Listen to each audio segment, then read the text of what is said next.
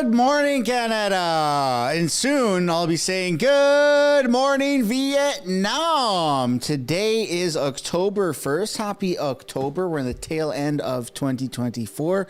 And we have quite the question period scheduled for today.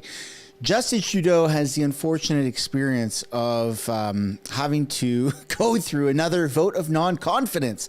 Pierre Poilievre is passing that motion again today. That's why it is titled Pierre's Calling an Election, because he quite literally is. They're going to be voting on that again today. Now, is it going to go through today? You know, it didn't go through last week. We're going to have to wait and see. What we do know is that the Bloc Québécois has put this deadline on October 29th. If they don't get what they want by that date, then chances are they are very likely, in fact, not just likely, but they will call an election or a vote of non-confidence. So it's not October 29th, unfortunately, but we're going to have to wait and see how today plays out. But nonetheless, we are experiencing a vote of non-confidence at the end of question period. So make sure you stay tuned for that.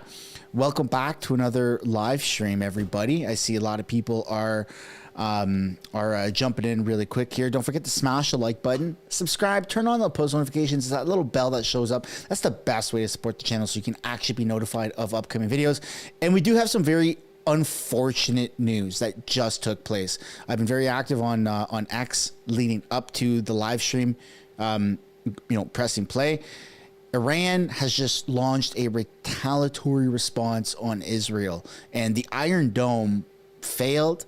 It didn't work. We don't really know what's happened, but every single missile that Iran just launched got through, and Israel is, it's devastating what's happened. That's a series. I think they're doing 2 or 4 waves. So that's the first wave, and it's just going to be insane to see how this plays out.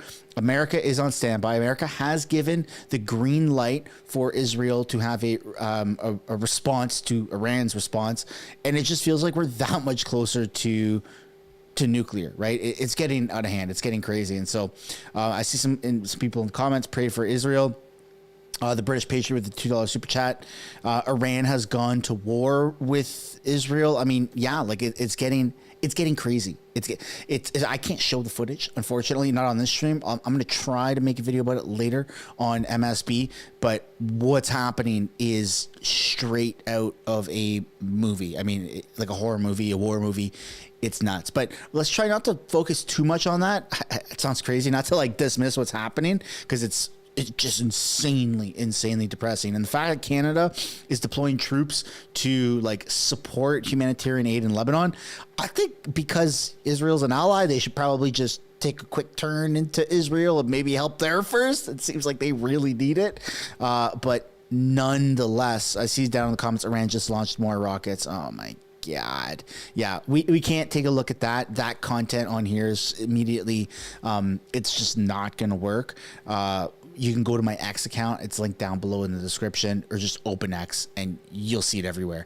And I see some comments, stop war, it's horrible. Yeah, we need people to advocate for peace. And unfortunately, Justin Trudeau has not done an adequate job of enforcing our troops, our military. And so if we were to get called up to war above and beyond the 150 troops that have been deployed, not necessarily as humanitarian aid, but have been literally deployed into Lebanon, we're screwed, right? We're screwed. And it feels like there's potential of World War III to happen now, this week, at the start of the week. Kind of nuts, but that's crazy. We're not going to focus too much on that. That's kind of it, unless some major developments happen. We'll see in the chat. Oh, I got my second monitor pulled up. My phone's been, I don't want to say blowing up, because that's probably the wrong term to use considering what happened to pagers and phones. But nonetheless, if something crazy happens, I will let you know immediately. So question period today is going to be insane, and Trudeau faces another vote of non-confidence. Pierre's coming in guns blazing. We're going to have to wait and see how this plays out. The Bloc has not received what they want. There's no signs that they're going to receive what they want. So will they really wait until after October 29th, or will they just say, you know what, we're voting today in favor of non-confidence? Who knows, right? It literally could go either way. Politicians have this nasty habit of saying one thing and doing another, as we've seen. And, you know, a lot of people are saying, stop getting your hopes up. It's not going to happen. It's not going to happen. Until it could, right? And then it does. And then everyone's like, hey, look, it's happened. So I identify as optimistic. Nonetheless, they're in the House right now. They are doing opposition motions, just blah, blah, blah, blah, blah, a bunch of talking. We're going to take a look at that just to kind of kill some time and just talk and chat. You know what I'm saying? So here we go, folks. Here we go. I see a lot of channel members in the House also. Thank you so much, everybody, whether it was gifted or whether you purchased it yourself. Nonetheless, thank you for all the support. Here we go, folks. Let's take a look. Anymore.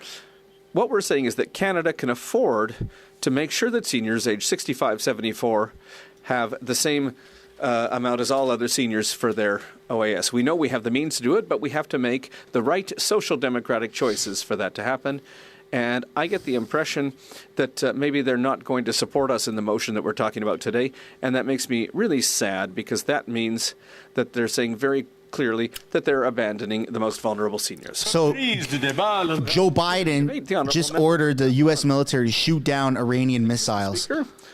So America is now going to be intercepting. Of Commons to talk about equality, justice, and respect. Being a senior in Quebec and in Canada should not mean that you live in poverty. And, you know, this is a story that we hear time and time again, and things continue to get worse. Let's look at the history of the old age pension system. It was created in Canada in 1927. In that very sad year, the Liberal government under Mackenzie King, the man who spoke to ghosts, put in place this program, which would have, a number of major changes brought to it in coming years.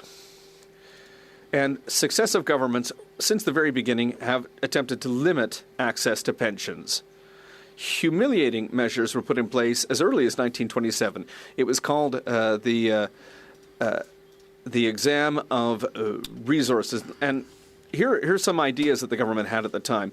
To be available, to be able to get help, parents had to prove that their kids couldn't financially support them. And some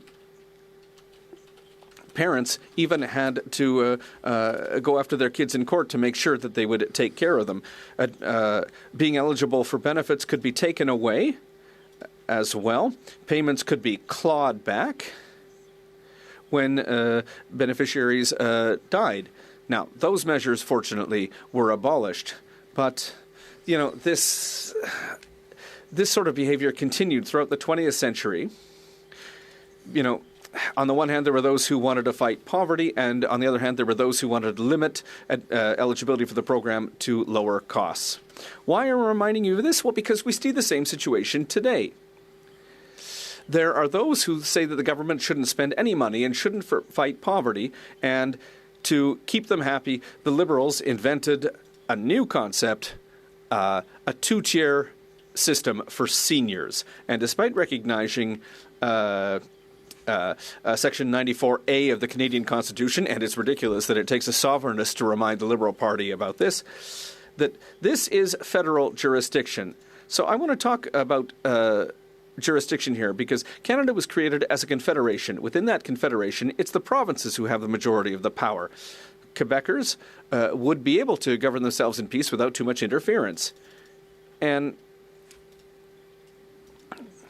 then, you know, that was the case for a little while, but with the Canadian Federation, we've seen more and more interference in Quebec's jurisdiction.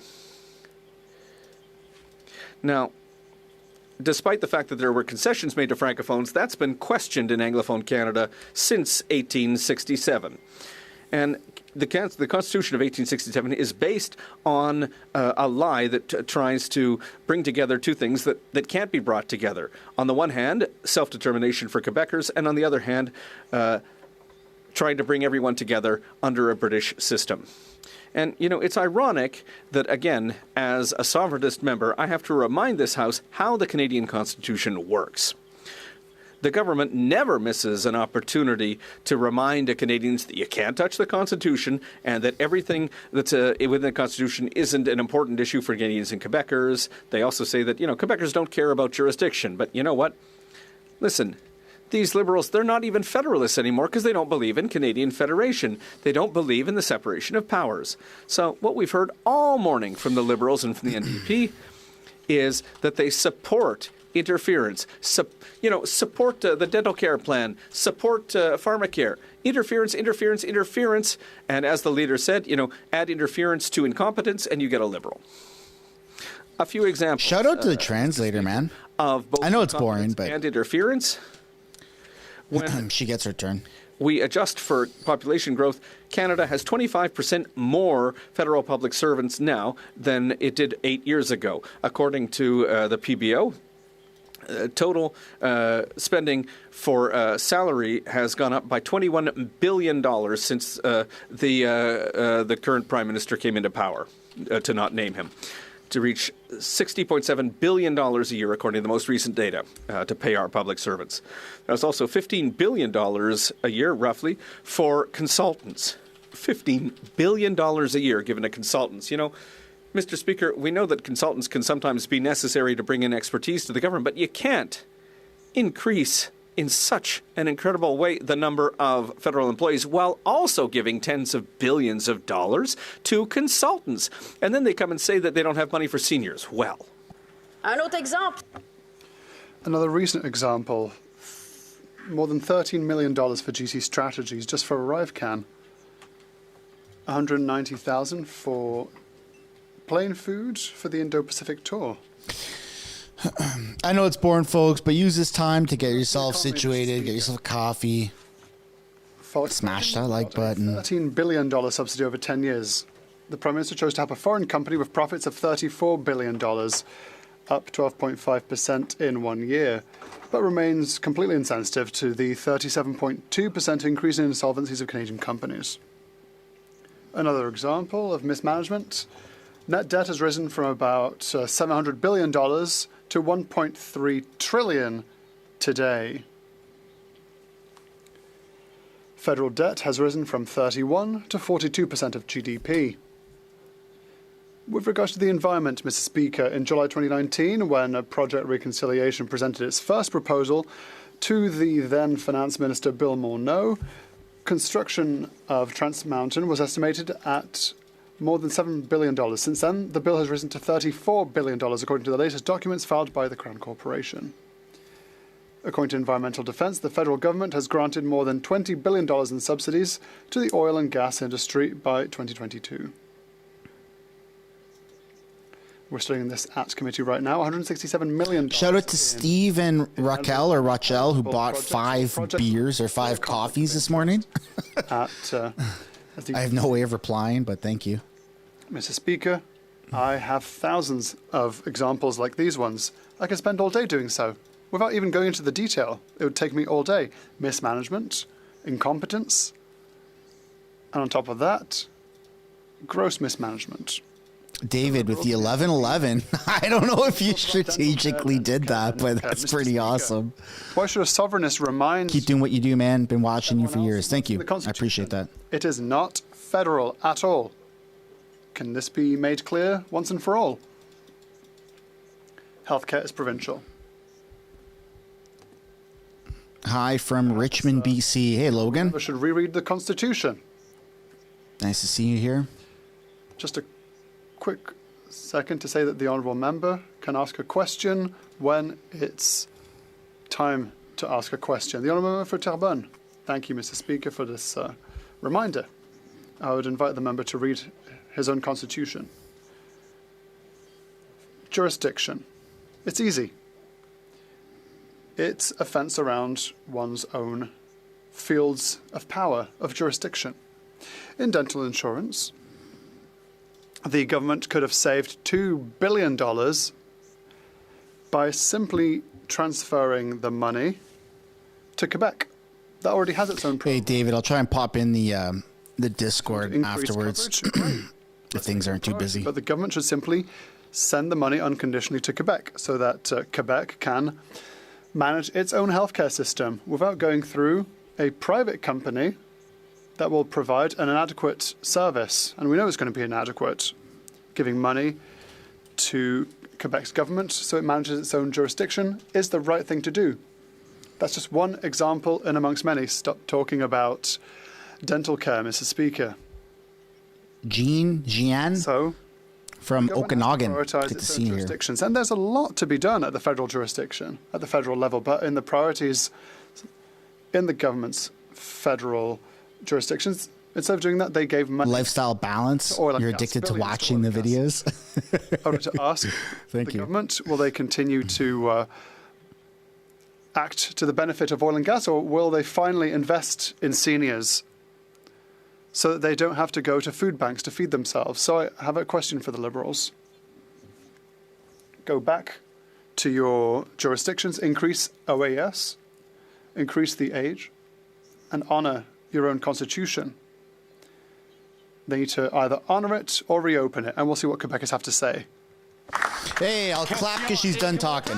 The honourable member, the honourable parliamentary secretary, government house leader. Yes, thank you, Mr. Speaker. If the provinces have 100% jurisdiction in regards to health care, maybe the member can explain to me why it is that no provincial government has taken the Canada Health Act to court. Maybe she can enlighten the House as to why it is that the Canada Health Act is allowed to exist if, in fact, there was no responsibility of the federal government. It seems to me that the Bloc is uncomfortable with the fact that we have a dental care program that is literally helping 700,000 plus Canadians in every region of the country, including the province of Quebec. What would the members say about those seniors that are actually receiving this benefit? That helps with their disposable income. Why is she opposing a national dental program that's helping seniors in Canada, including in Quebec?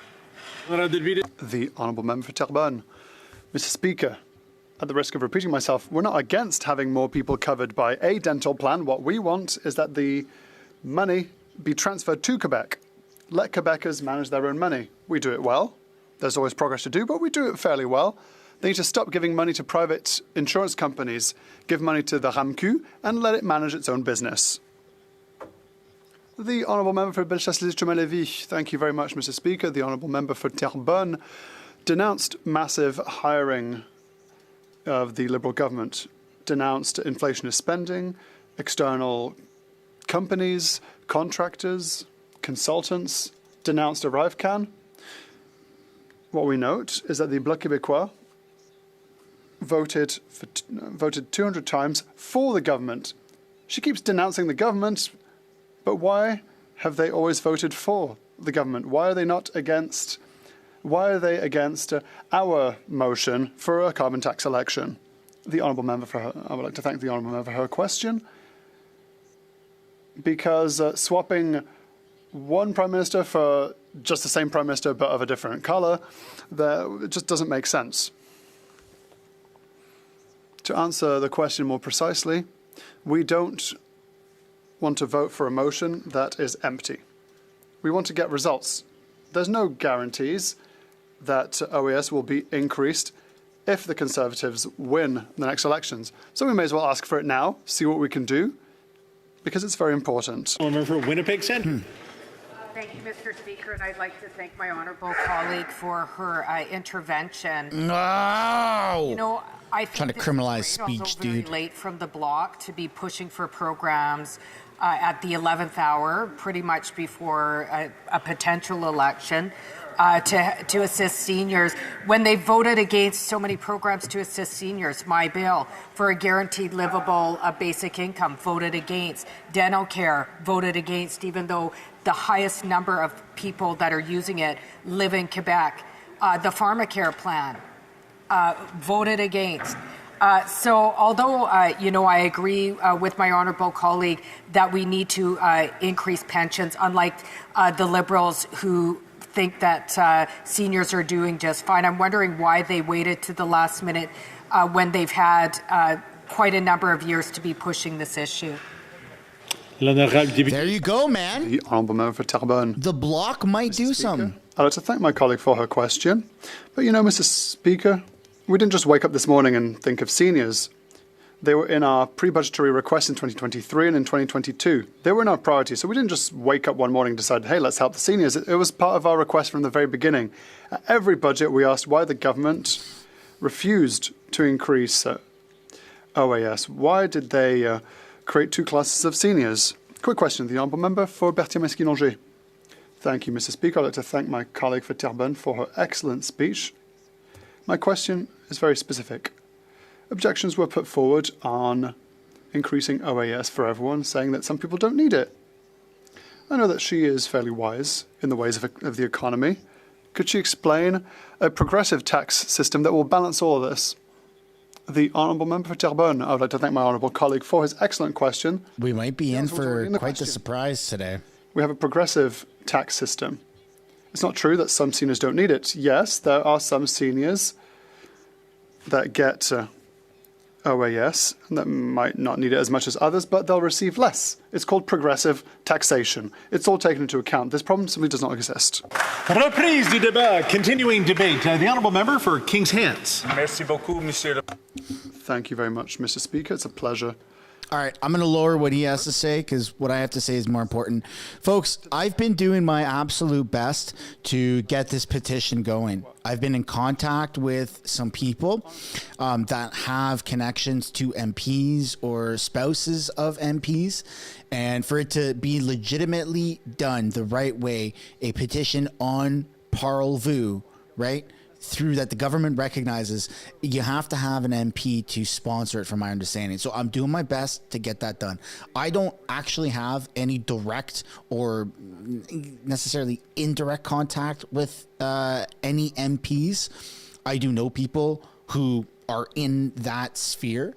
I kind of do my own thing. I make my videos and that's it, but it is happening. It takes time. So I've seen a couple of comments saying, where's the petition? Stick to your word. Dude, I went to lunch with people dedicated to literally hounding for this petition to be done. We sat down, there was 3 of us, and my entire talking point during lunch was, all right, I need this petition done. And then they immediately got on the phone and called people. So okay, someone says what petition? To stop Greg Fergus from muting the microphone. So I want to go full me here for a second. Let me just actually mute them.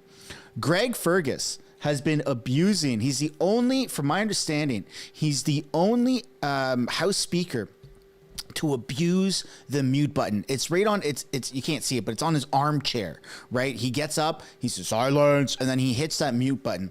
Now, this is discrimination to visually impaired. It's also an abuse on an infringement on our rights. It's our rights to see what happens in Parliament. Now, there are certain anomalies that would be an exemption, right? If there's like heckling up in the balcony, or if they're discussing something of, national security. But I do have some things that are in the petition that are going to stay, proprietary to this petition, and once it's public, if an MP actually goes ahead and sponsors it, it's gonna send shockwaves across Canada, because it's not just a joke. It's not like, oh man, he's muting the mic button and I streaming question period can't hear what he's saying. No, it's wrong. And if MPs on the House floor, whether it's Conservatives, saying things that are bad, like swear words or derogatory slurs, or whether it's Liberals swearing, it doesn't matter. We should be able to hear what happens on that House floor, with the exception of certain anomalies. And so I've put together a system in place through this petition that if it does get sponsored and pushed through, or supported or sponsored by a federal MP, it's gonna change the game a little bit. And so it's not to be like a shithead. It's not to be a shit disturber. It's actually detrimental to those that are visually impaired. You're putting a blindfold over people that can't see. You're putting a blindfold over their ears, because there's no announcement of I'm about to mute the mic, right? There's no, okay, Canada, we have to mute the microphone and sort this out. There's none of that in place. And so it's super, super weird that he just takes that power and abuses it the way he has been. But nonetheless, I just wanted to to add some talking points to that, because I know some people are still like, hey man, what's going on? Were you just saying that? No. Trust me. I went to like a dedicated lunch with people to make this happen. So it's a slow process, unfortunately. If it were up to me, hell yeah, man. Hell yeah. I could easily do a change.org petition, but that's not recognized by the government. So we're doing it for the first time, I guess, ever. It's my like first step into politics, sort of like legitimate, other than just like YouTube videos. So it's a pretty big step. That's where you're supposed to say, good job. I'm just kidding. There's a dramatic pause. Anyways, let's get back to the shit show here. In the past, I'm taking my first big boy steps. Governments cuts and access to that system willingly without necessarily negotiating it away. Mr. Speaker, I have a lot of seniors in King's Hands. They are important, and they are the type of seniors, by and large, that are blue collar. These are seniors that have worked in forestry. They have worked in agriculture. They have worked in the type of industries where they may not have large pensions, unlike other areas of the country and maybe bigger urban centers. And I have taken great pride over the 5 years that I've had the privilege of being the Member of Parliament in King's Hands to try to be an advocate in this space, because we do have to make sure our seniors have a dignified retirement, that we are taking measures to support seniors across the country, but indeed, for me, right at home in King's Hands. And our government has been there. And a few things I want to point out to my honourable colleagues. We'll recall that when Mr. Harper was in government, he was proposing to actually move the retirement age up from 65 to 67, such that seniors in King's Hands, Mr. Speaker, they wouldn't have been eligible for old age security or the guaranteed income supplement had the Conservatives had their way. And of course, our Minister of Seniors has pointed out that he did that at the World Economic Forum. He made that decision and made that policy choice. We were a government that actually brought that retirement age back to 65. We've invested in the old age security, Mr. Speaker, for those who are 75 and up. And I know that's part of the conversation piece. That represents over $3 billion a year in new investment for seniors. We have supported long-term care facilities, Mr. Speaker. We have invested in dental care. And I've had the opportunity, Mr. Speaker, to talk to some of my constituents who have said to me, look, Cody, I haven't had the opportunity to be able to have my teeth cleaned in over 5 years. I haven't been able to visit a dentist because I just can't afford it.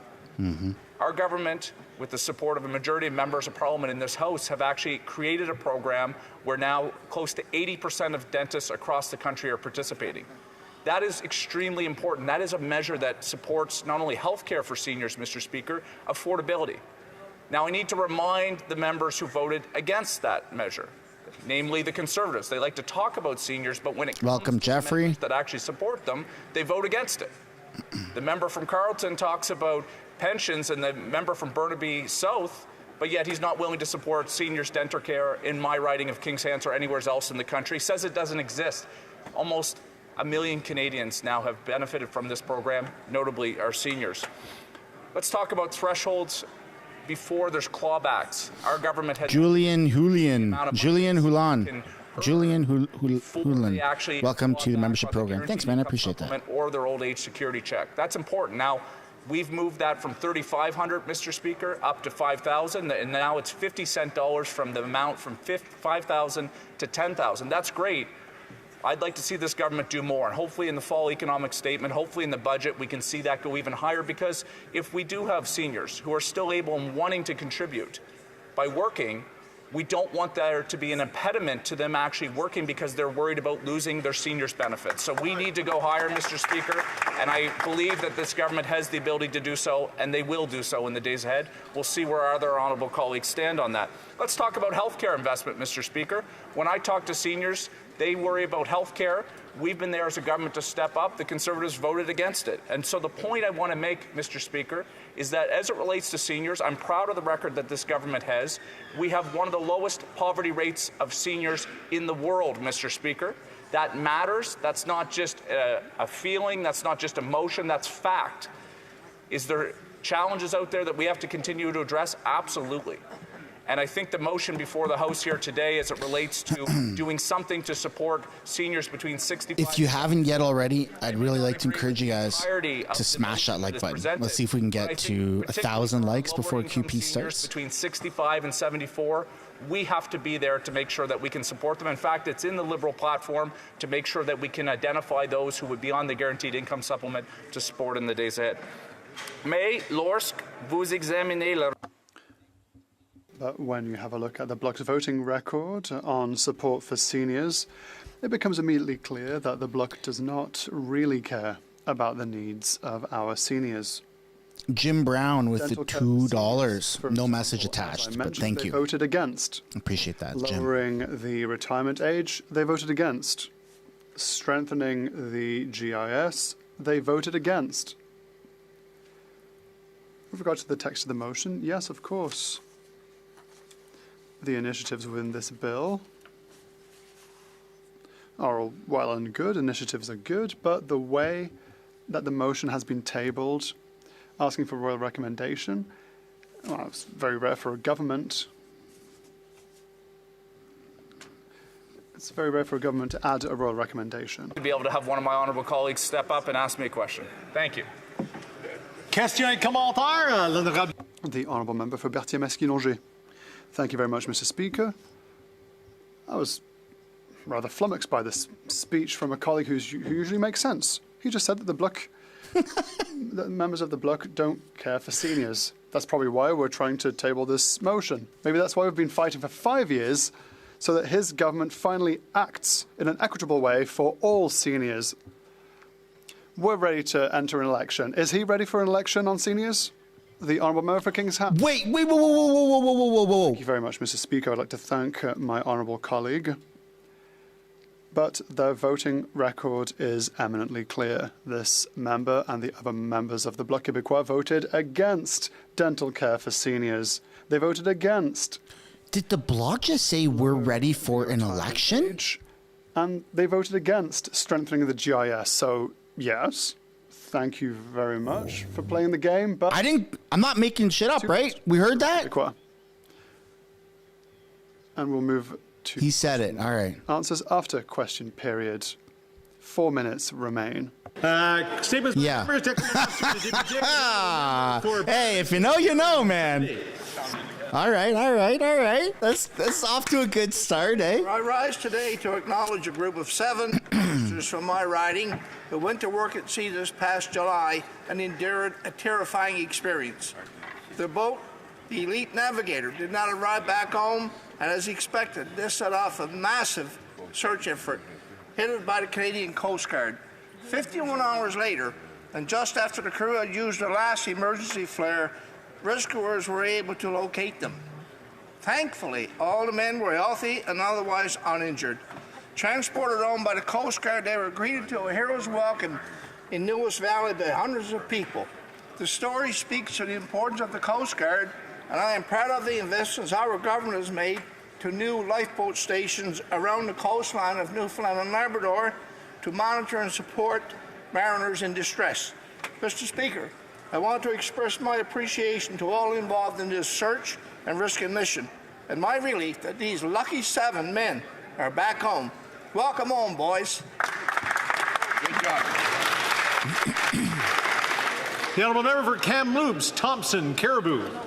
Mr. Speaker, it was an immense honour to spend time with and present the King Charles III Coronation Medals to 2 extraordinary Canadian Forces veterans from Kamloops who played pivotal roles in D-Day efforts. Zach Bork, a 101-year-old Royal Canadian Air Force veteran, served with unwavering dedication as a supply technician, defending Britain's coast during these critical moments. His courage and commitment during D-Day are nothing short of inspiring. I also had the profound privilege of awarding the same coronation medal to John Kaharski, a 104-year-old veteran who bravely stormed the shores of Juno Beach during the D-Day invention. He even can recount that day in great detail at 104 years of age. To Zach and John, I extend my deepest gratitude. Your incredible service and sacrifice has helped preserve the values and freedoms that define our great Canadian way of life. You are true heroes. We are forever indebted to you. Thank you for your service. Ohana Tribe with the $5. Good day, brother. To an exceptional citizen of Longueuil-Charlemagne. Everyone, don't forget to smash that like button and make sure you are subscribed to help out channels. It's free to do. Joined Riverside. Ohana paid money to say that. Come on. As chair of its council We owe it to Ohana. the last decade. Thank you for During that. his tenure, he was instrumental in making Riverside Win City with the 279. Have you seen Iran launched missiles at Israel? Yes, I did. I talked about it for the first 10 minutes of this stream. I can't show the footage on this channel. I'm going to make a video about it Quebec's English language this afternoon on MSB, but yes. demonstrating a lifetime of service. And they also just 10 minutes ago declared an official state of war Volunteer in Greenfield Park and a strong advocate with for the Israel. English language community in Quebec, serving as president of the QCGN. As he begins a well-deserved retirement, I'm sure he's looking forward to spending more time with his sons and grandsons and his wife Joanne, who I'm sure already has a list of projects for him to do. Dan, I'm sorry I can't be at your retirement party this evening, but I wanted to recognize your incredible contributions and wish you all the best. Thank you.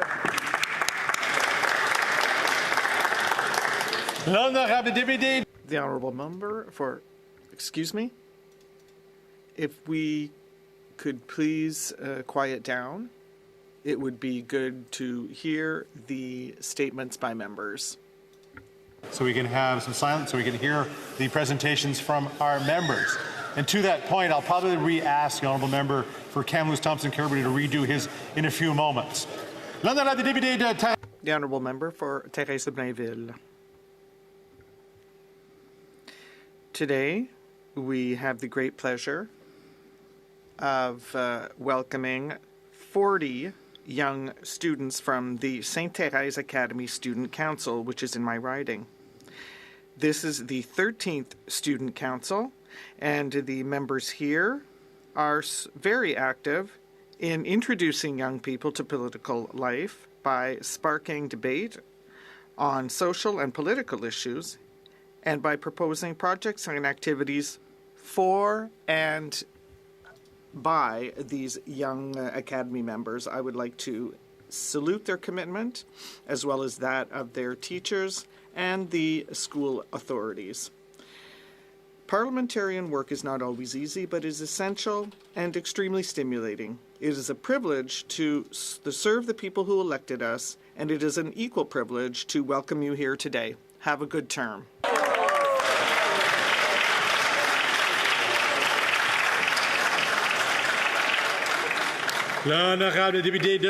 The honourable member for Sudbury. October 1st is recognized as Seniors' Day in Canada and all around the world. Today we celebrate seniors across our country and acknowledge the significant contributions they have made to our families, our communities, and society at large. From fighting for our freedoms to building the railroad, highways, schools, and hospitals, from creating vibrant community centres and gathering places, seniors have helped build the great country Canada is today. This National Seniors Day, I would especially like to acknowledge the formation of the Canadian Senior Living Association. CSLA is a group of provincial associations across the country advocating for seniors' issues on a national scale. Congratulations to the Canadian Senior Living Association on its launch, and happy National Seniors Day to our seniors. All right, folks. Thank you for all that you Best way to support the stream is by smashing that like button, eh? We're almost at 1,000. The honourable member for Red Deer Lacombe. I rise today to honour the life of Hugh Michael Green. Hugh immigrated to Alberta with his family in 1928. A centenarian, he was 101 years old at the time of his passing. A living definition of a gentleman, he loved his family, community, and country, and brought honor to all his deeds. After graduating from Wetaskiwin High School, he joined the RCAF, where he served in England and Germany until 1946. When he returned home from the Air Force, he married the love of his life, Doris. They called Ponoka their home for more than 65 years. Together they raised 5 children, had 5 grandchildren, and 9 great-grandchildren. And I'm so glad that Hugh and Doris were able to recently celebrate their 75th wedding anniversary. He was remembered in the Ponoka community as one of the last veterans of the Second World War. He was the embodiment of Canada's greatest generation. The Royal Canadian Legions across our country recently put their flags at half-mast to honor Hugh, who once served as the Legion's Dominion President. On behalf of a grateful community and a nation, thank you, Hugh, for a life well lived. Rest in peace, my friend. Addie with the $5. Canadians want an election. Stop lying that we don't. For Kamloops Thompson Carver to redo his presentation. Oh, yeah. I agree, Addie. Thank you for Mr. that. Speaker, it was an immense honor to spend time with and present the King Charles III coronation medals to two extraordinary Canadian Forces veterans who played invaluable roles on D-Day efforts.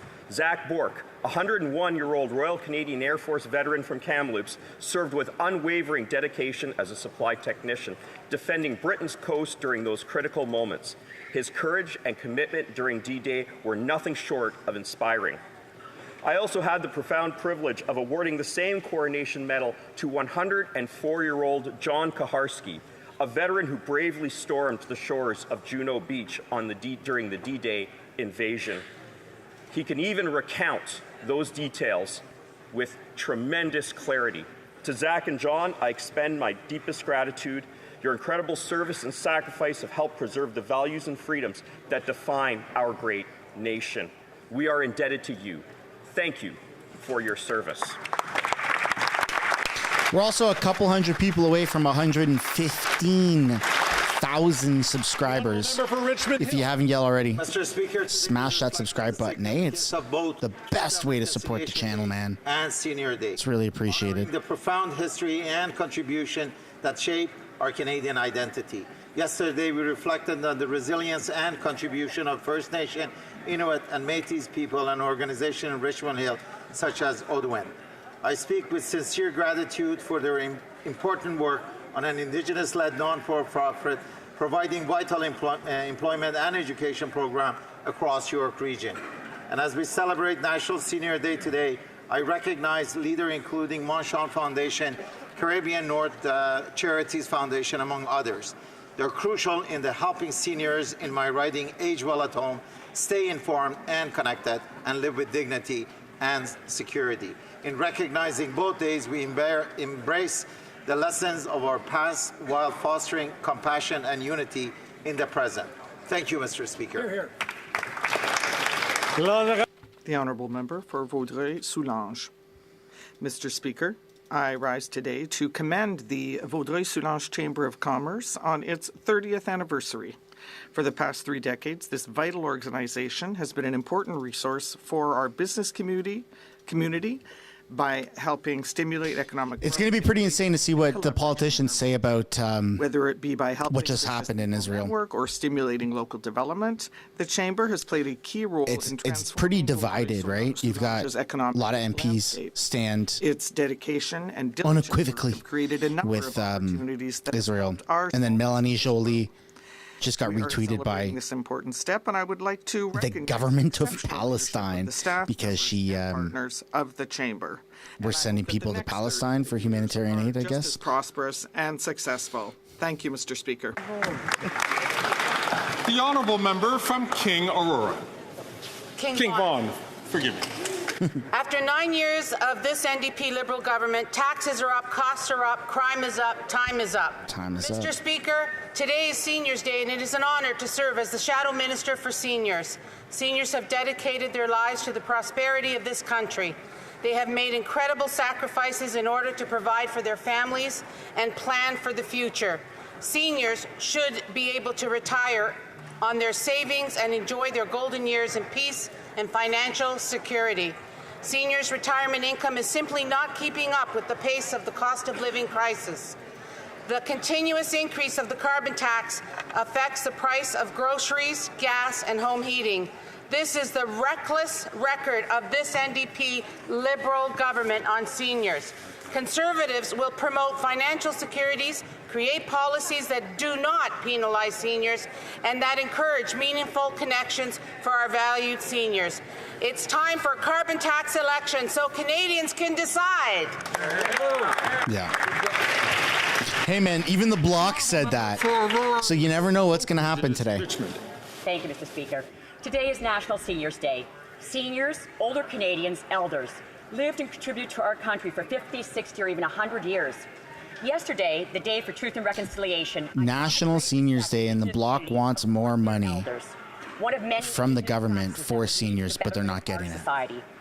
I'd like to recognize some of our local organizations. And it's just you, Selby. The stream is not blurred. Crescent Village, Richmond Hill and Elgin West Seniors Club, Aurora Seniors, the Italian Talon Indian Seniors Clubs, Mong Shong, and Seniors for Climate Change, who are demonstrating right now.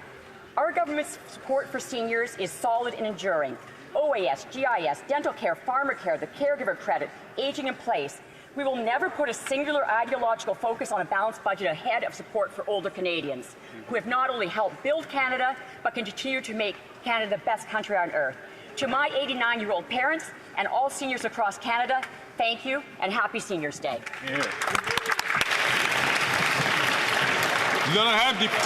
The Honourable Member for Lévis-Lotbinière.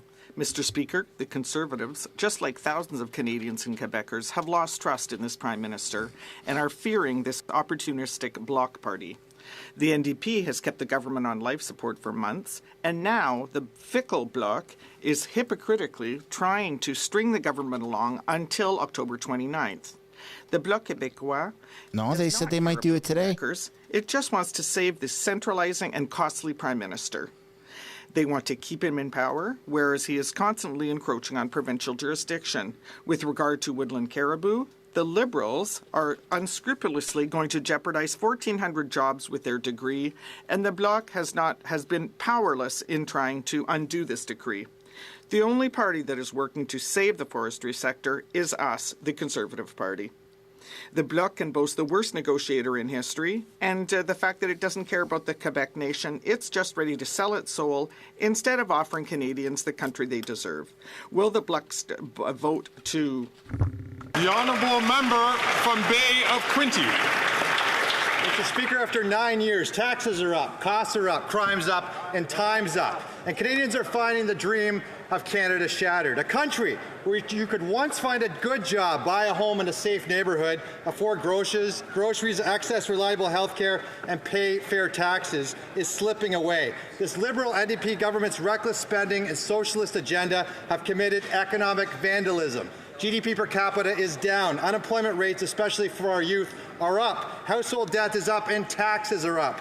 All this when Canada, under these Liberals, starts at third base and they act like they're hitting a triple. We need a rich talent. We have the talent, the resources. We should be hitting a home run. Canada is mirrored in economic vandalism, but common sense will lead us home. We will cap spending, axe Texas, reward work, build homes, uphold families, stop crime, secure borders, rearm our forces, restore our freedom, and unite our people. Canada, let's hit a home run and bring it home. There you go. You know what I'm saying? Got a degree from Sayans University. All right. Westmount. Merci, Monsieur le... Thank you, Mr. Speaker. Today to highlight the transformational impact of the Canadian Dental Care Plan, which has already benefited over 750,000 Canadians, including over 5,000 residents of Notre-Dame-de-Grâce, Westmount. And that number continues to rise. This initiative has made essential dental services accessible, reducing the financial burden on families and promoting better oral health. This plan goes further than just meeting immediate dental needs. It also encourages preventive care, which will allow... Rizilla with the $10. The Bloc and the NDP only make empty threats. JT will do anything it takes to stay in power. And if the Bloc can get 1 out of 10, 1 out of 100 things done to health and welfare that they want, it's a win for them. But that's the thing, is they're not getting what they want. The Honourable Member from and it is Sanet-Souk. National Seniors Day. I rise to mark 1 year since October 7th attacks on Israel. All roads lead to a vote of non-confidence today. And it forever changed. But thanks for that super chat, Rizella. October 7th, Hamas terrorists took 251 civilians hostage while killing over 1,200 people, including 8 Canadians.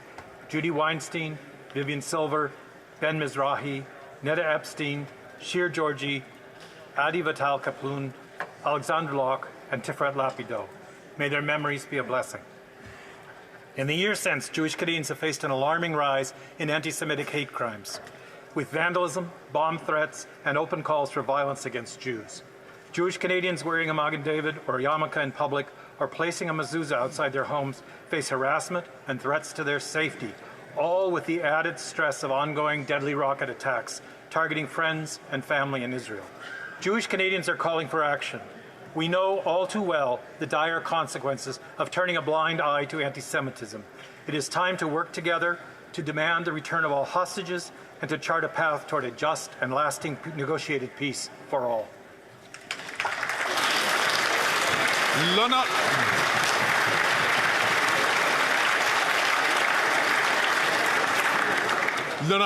The Honourable Member for Shefford. What a happy coincidence. The Bloc Québécois Opposition Day, calling for a royal recommendation for Bill C-319, falls today on October 1st, the International Day of Older People. This bill seeks to make everything fair for all seniors. And with inflation, we must recognize those who have fixed incomes and that are directly impacted and need a hike in their OAS. We have to not leave them in a state of financial vulnerability because poverty does not wait for the age of 75. And those who wish to remain on the labor market should be able to do so without being penalized. Let us recognize their diversity, but also let us think about their place in society. We owe them respect because they are the ones who have forged Quebec. So let's take a day to realize the richness that they bring us. It is our duty to treat them with respect and to ensure that their social safety net allows them to age in dignity. The Honourable Member from Calgary, Rocky Ridge. Mr. Speaker, after 9 years of NDP Liberals, taxes are up, costs are up, crime is up, and time's up. This Prime Minister's economic vandalism is making Canadians poorer with every passing year. Per capita GDP is lower than it was 9 years ago and shrinking. Since 2015, Canada has had the worst per capita GDP in the G7. We're down 2%, while the U.S. is up 8%. That's what 9 years of capital flight looks like. We have abundant land and resources and great workers, but Canada no longer has the tools and the technology to compete because of capital flight. Since 2015, $500 billion has shifted from Canada to the United States, especially in the energy industry. Investments are leaving Canada to create high-paying jobs, building mines, factories, pipelines, and houses in the United States. From 2001 to 2014, it was Canada that won the investment tug-of-war with the U.S. That's why we need a Conservative government now to clean up this government's economic vandalism and make up for 9 lost years. Hear, hear.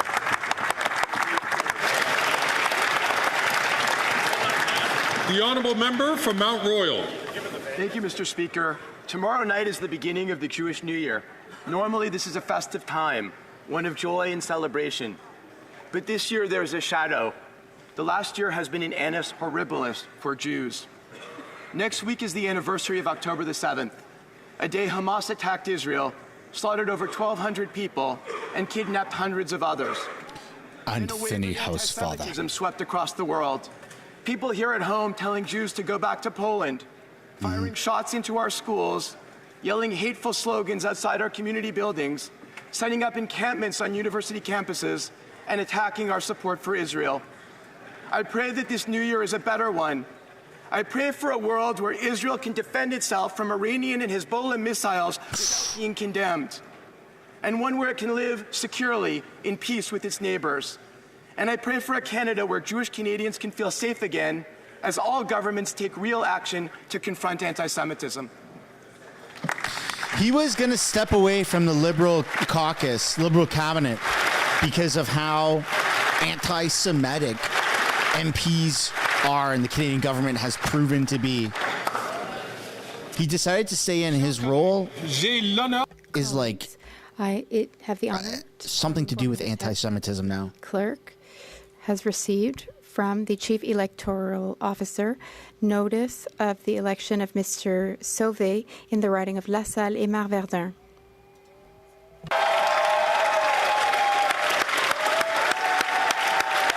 Oh, swearing in the new guy who won that by-election. Anthony Hausfather could very well cross the floor. Very well could. You can see he's defeated, right, when he was talking. Hey! Okay. All right, folks, if you haven't yet already, highly encourage you guys smash the like button and subscribe. We almost got 1,000 likes. We're almost at 115,000 subscribers. Mr. Speaker. We're going to begin QP. Introduce Mr. Louis-Philippe Sauvé. After this is done. Member for the riding of La Salle et Marverdun, who swore an oath before the registry and now is asking for the right to sit here. I invite the honourable member to take a seat.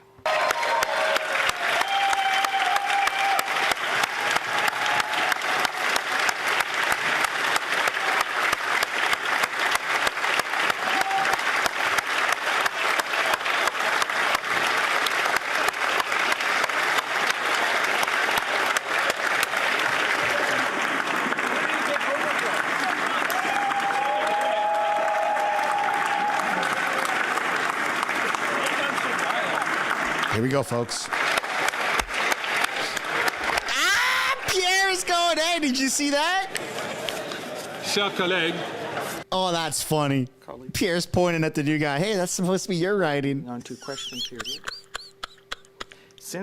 I would like to note that since we have returned from our summer recess, there have been a number of questions and comments that have gone beyond the bounds in this House.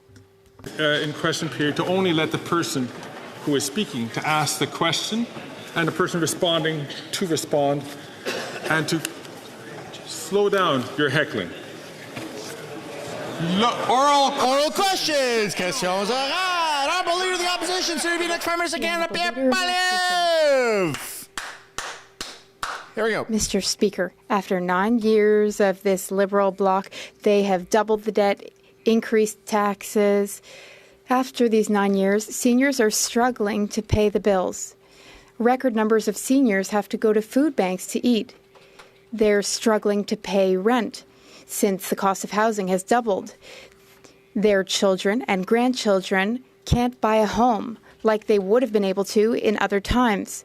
Will the government accept our common sense plan? We want to fix the budget and axe the tax so that our seniors can pay their bills with dignity. The Honourable Deputy Prime Minister and Minister of Finance. Mr. Speaker, seniors in Canada remember very well what Conservative policy for seniors were. They remember that in Davos, Prime Minister Harper announced that he would increase the retirement age from 65 to 67. As for grandchildren, seniors support our national daycare program for their grandchildren. We will work for them and for their grandchildren. The Honourable Leader of the Opposition, Mr. Speaker, the Bloc Québécois leader keeps picking fights and squabbling with the government of Quebec. Instead, he should be defending the nation of Quebec. But rather than doing so, he says he's happy that the forestry sector is under threat. Quebec's Environment Minister said the opposite, though. He said, I would like the Bloc Québécois to defend us more strongly than they are currently. Will the Prime Minister listen to those who really truly have common sense and permanently reverse this decree? The Honourable Public Services and Procurement Minister. Thank you, Mr. Speaker. The Conservative leader talks about squabbles. Well, he's picked a fight with each and every single municipality in Quebec. He's called mayors incompetent. Will he finally apologize for calling municipalities, their employees, incompetent? When he was Minister of Housing, he built a grand total of 6 housing units. I just don't see how that's true. The Honourable Member for Portneuf-Jacques-Cartier. I would ask you to please someone's in leave trouble. The floor to those who are recognized by the chair. The Honourable Leader of the Opposition. Carbon tax Carney became conflict of interest Carney when the Prime Minister named him to be effectively the phantom finance minister to advise on economic policy while he presides over a massive multi-billion-dollar multinational corporation that sought 10 billion Canadian tax dollars to take over our pension system. He's got a $2 billion loan for a friend. And now we learn that the economic task force he heads up has only one person. Isn't he a walking, talking conflict of interest? Yeah. The Honourable Deputy Prime Minister and Minister of Finance. Mr. Speaker, on this side of the House, we are glad to get economic advice from smart former Canadian central bankers like Mark Carney and like Steve Pelosi, who is doing some great work advising us on how to encourage Canadian pension funds to invest more in Canada. Meanwhile, Mr. Speaker, on that side of the House, they get their foreign policy advice from Elon Musk and from Tucker Carlson. They should be ashamed of themselves. The people of Ukraine certainly know what's going on. The Honourable Leader of the Opposition. That's a weird thing to say. Madam Speaker, today the Premier, Mr. Speaker, today the very courageous and common sense Premier of New Brunswick launched a renewed lawsuit against the quadrupling carbon tax. He's pointing out that this carbon tax will force the layoff of nurses, doctors, and teachers because of the extra cost it imposes on operating schools and hospitals. Instead of requiring courts to decide on the quadrupling carbon tax, why won't the Prime Minister let the people decide in a carbon tax election? The Honourable Deputy Prime Minister and Minister of Finance.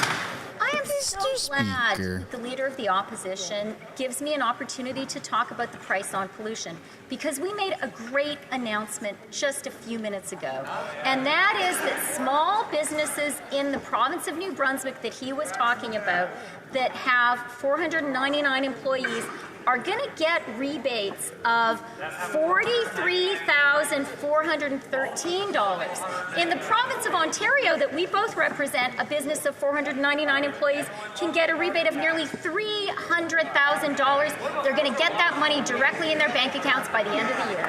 There is not one single business owner that's thriving under Liberal government. Almost a year ago today, Tehran-backed terrorists unleashed the worst attack on Jews since the Holocaust. Ever since, they've continued to push this genocidal aim. Today, hundreds of rockets came from Tehran towards Israel, forcing millions into shelter. 2 terrorist attacks carried out. This Prime Minister has talked out of both sides of his mouth, saying one thing to one group, the opposite to another. Will the Prime Minister state clearly that Israel has the right to defend itself by defeating Hezbollah, Hamas, the IRGC, and all the other terrorists? Wow, look at the conservative enthusiasm, eh? Unanimous. Minister for Foreign Affairs. Mr. Speaker, we all seen the attacks by Iran against Israel today, and of course we condemn them unequivocally.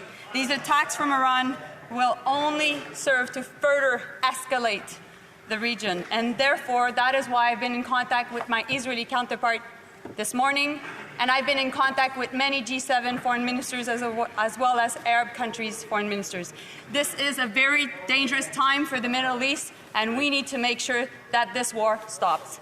Bro, the Palestinian state accounts on social media are sharing speeches that she gave. The honourable member from St. Albert, Edmonton, please, to only take the floor when he is recognized to do so. If you stand for nothing, you'll fall for anything, eh? Prairie.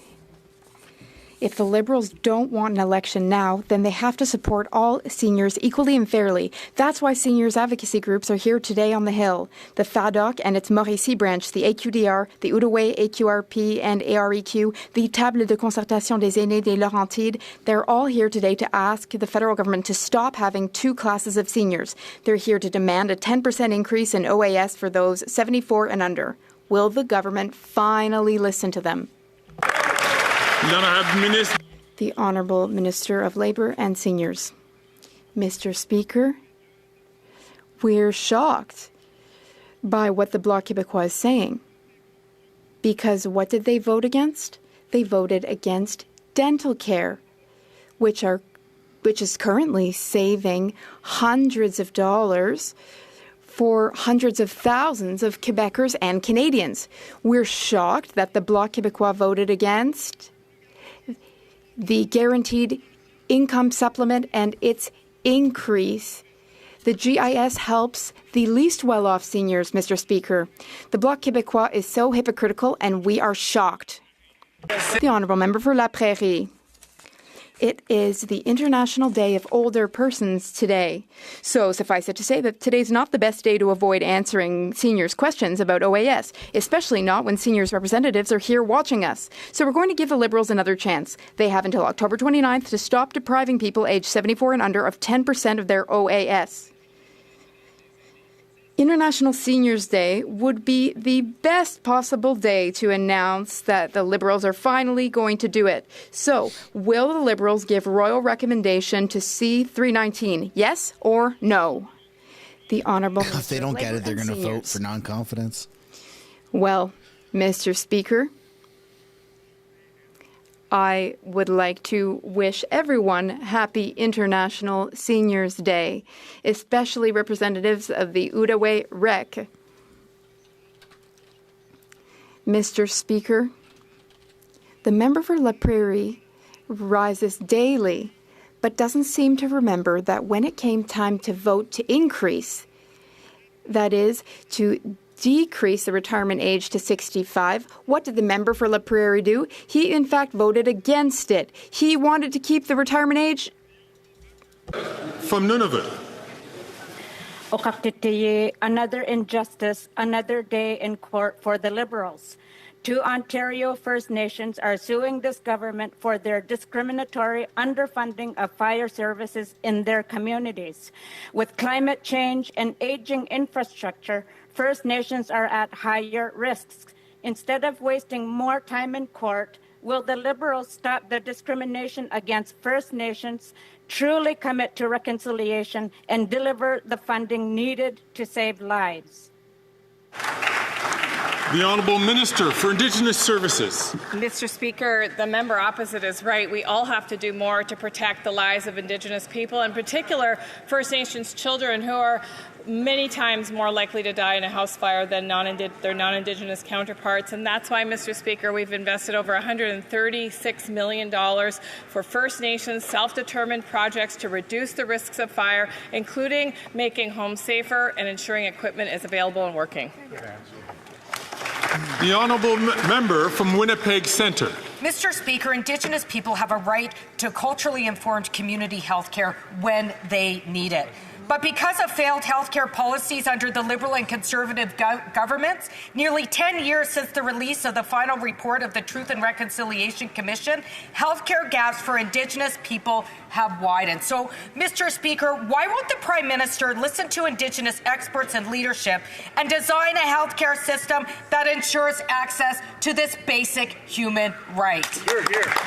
I mean, that's not just for Indigenous, it's for all Mr. Canadians, Speaker, in fact, I would that's argue. exactly what this government has done. In fact, with the renewed health transfers, separate money, $2 billion dedicated to First Nations leaders who are working on health transformation, self-determined healthcare services across this country. And on top of that, Mr. Speaker, another 10 years of funding for the First Nations Health Authority to continue to plan and deliver health services for First Nations people in BC. We will get this work done together, Mr. Speaker. Only in BC, eh? The Honourable Member from Wellington, Halton Hills. Mr. Speaker, I'm going to quote one of the world's most credible news organizations on financial and economic matters. The Financial Times of London, May 10th, 2024. The headline: Breakdown nations like Canada have a lesson for the world. Canada leads nations which have suffered a sharp decline in per capita GDP. Simple question. Does the government agree that Canada leads nations that have suffered a sharp decline in per capita GDP? Wow. The Honourable Deputy Prime Minister and Minister of Finance. What the government agrees with is that Canada was the first G7 country to lower interest rates for the first time. Canada Gosh, such a freaking condescending, rotten undertone when she talks. And Canada was the first G7 country to lower interest rates for a third time. The government also knows that wages in Canada have outpaced inflation for 19 months in a row. And meanwhile, inflation, 2% in August, has been within the Bank of Canada's target range. Yeah. Again, I'm going to invite members, please, not to take the floor unless they're being invited to by the chair. The honourable member from Halton Hills, Wellington, Halton Hills. Mr. Speaker, the Bank of Canada has become the first central bank to cut rates because Canada has become the first leading economy to go through an economic contraction. Again, the Financial Times, for which the finance minister once worked, it said, quote, Canada's per capita gross domestic product has been shrinking 0.4% a year since 2020, the worst rate for any developed economy in the top 50. Does the government agree that Canada's per capita GDP is shrinking at the worst rate of any of the top 50 economies? Look at the unanimous the Honourable Deputy Prime Minister and Minister support from the Conservative bench. Mr. Speaker, our government knows that what matters to Canadians is inflation. And that is why it is so important that inflation was 2% in August and that it has been within the Bank of Canada's target range all of this year. And it is because of that progress that interest rates in Canada have come down 3 times. That is real relief to homeowners. That is real relief to businesses. That is real relief to anyone who wants to buy a home. But all the Conservatives know how to do is talk Canada down. That's right. She's off her rocker, man. And I ask the honourable member from Dufferin-Caledon, please, to hold his time until he has the floor, which he often does during question period. The honourable member from Simcoe North.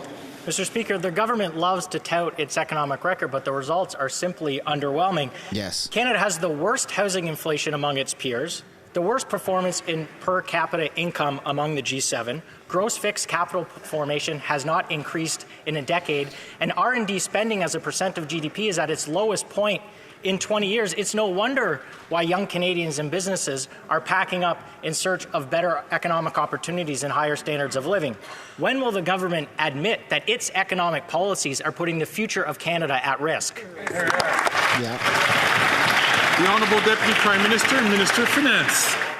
You know, Mr. Speaker, what I find so interesting about these Conservatives is the only thing they know how to do is talk Canada down.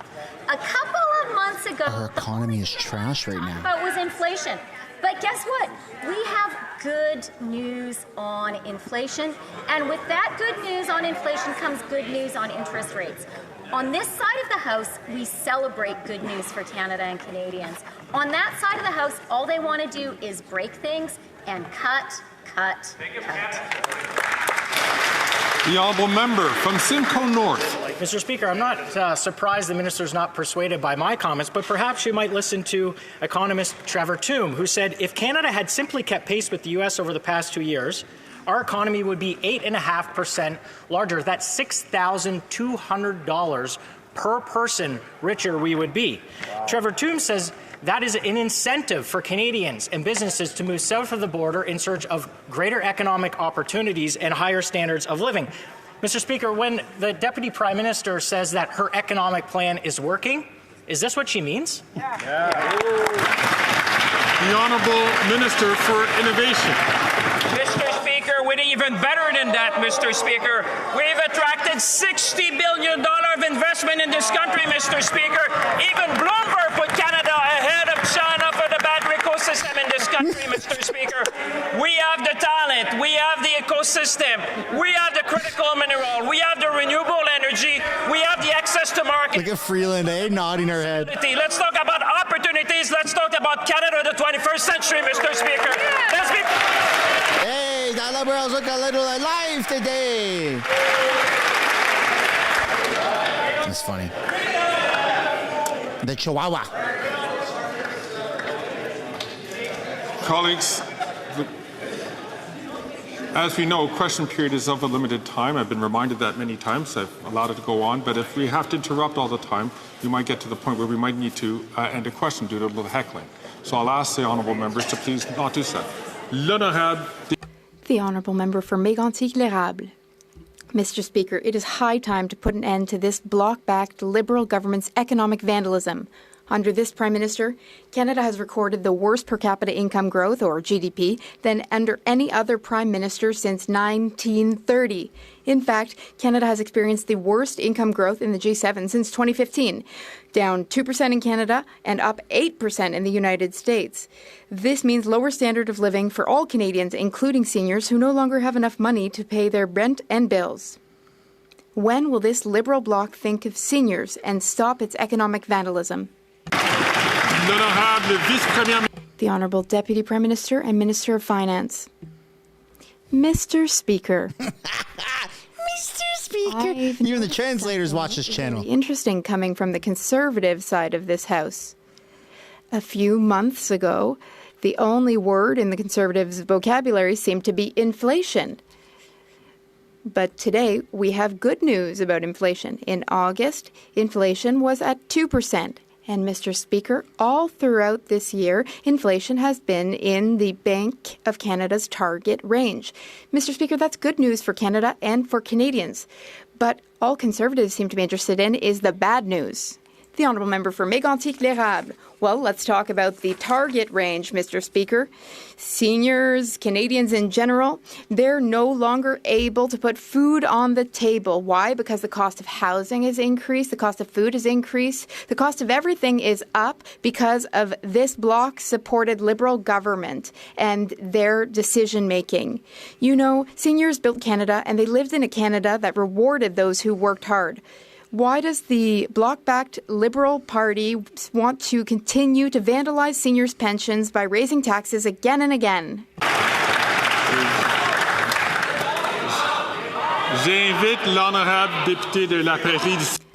I ask the Honourable Member for La Prairie to not speak before being recognized. The Honourable Minister of Innovation, Science and Technology. Thank you, Mr. Speaker. Mr. Speaker, we do indeed respect seniors. That's why we've always been there for seniors. But seniors understand, Mr. Speaker, that we also need to invest in the future. Canadians know that. They understand it. That's why we are attracting generational investments. For instance, Moderna, which set up shop in Laval. In Bécancour, another huge investment. We want to put Quebec at the forefront of the automobile industry of the 21st century. And triggering word. Thank you. And we thank our workers, and they can count on us to build the Canada of tomorrow and the Canada of the 21st century. Thank you, Mr. Speaker. The Honourable Member for Shefford. The Bloc Québécois is using October 29th as a deadline to be an ultimatum on behalf of seniors. Today, seniors' representatives are here in Ottawa to support our initiative. The FADOC is here, as well as its Mauricie chapter. The AQDR is here. The Outaouais, AQRP, and AREQ are here. The Table de Concertation des Aînés des Laurentides is here. They're all here to demand that we put an end to discrimination against seniors and to demand that we increase OAS by 10% for those 74 and under. They expect a clear answer. Will the government give C-319 a royal recommendation?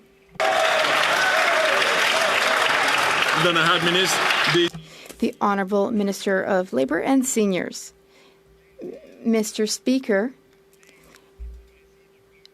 I take great pleasure in calling out the Bloc Québécois for its hypocrisy. The member for Shefford, you know, there are 13,300 people in the riding of Shefford eligible for dental care. These people are saving hundreds upon hundreds of dollars thanks to dental care. But the member for Shefford, she voted against dental care for vulnerable seniors in Quebec. That's shameful, Mr. Speaker. The Honourable Member for Shefford. If what the minister is saying were enough, then the FADOC, the AQDR, and the ATDR and several other groups would not be in Ottawa today, and yet they are here today. They're here demanding a 10% increase in old age security for those 74 and under. All seniors deserve the same support as they're all facing the same rising cost of living. Everyone seems to understand that. Seniors do not deserve to be divided into two classes of citizens. It's high time that the Liberals put an end to their age-based discrimination. Will they give C-319 a royal recommendation? The Honourable Minister of Seniors and Labour. Mr. Speaker, no party in this House has done as much for seniors in Canada and in Quebec as the Liberal Party of Canada.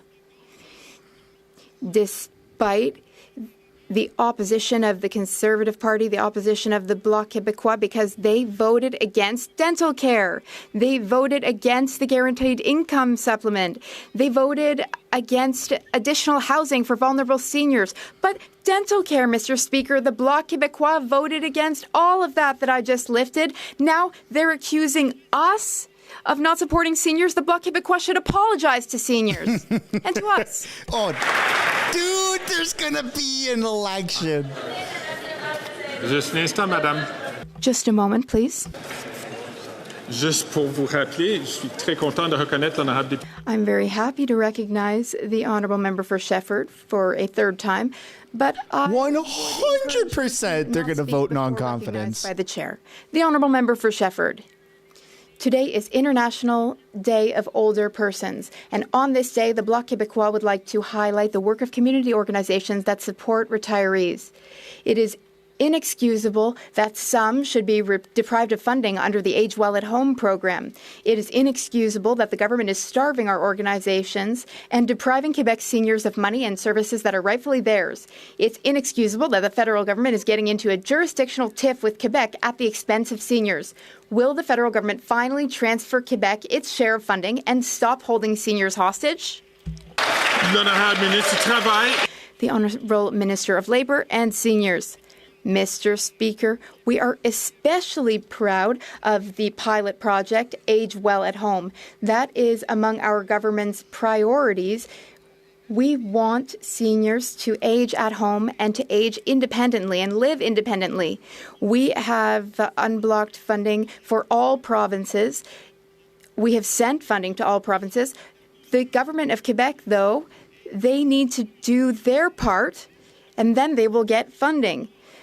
Organizations like Centre Bénévole and Chez Christopop in Montreal will then receive their funding. Mr. Speaker. From Leeds, Grenville, Thousand Islands, and Rideau Lakes. In the latest conflict of interest from a government of serial ethical lawbreakers, the Prime Minister wants his buddy Mark Carbon Tax Carney's company to be in charge of $10 billion of Canadians' pension dollars. Now, he doesn't want him to be subjected to any of the conflict of interest rules. All the power, all the money, none of the accountability. After 9 years of this NDP Liberal government, taxes are up, costs are up, crime is up, and time is up for Carbon Tax Carney and this Prime Minister.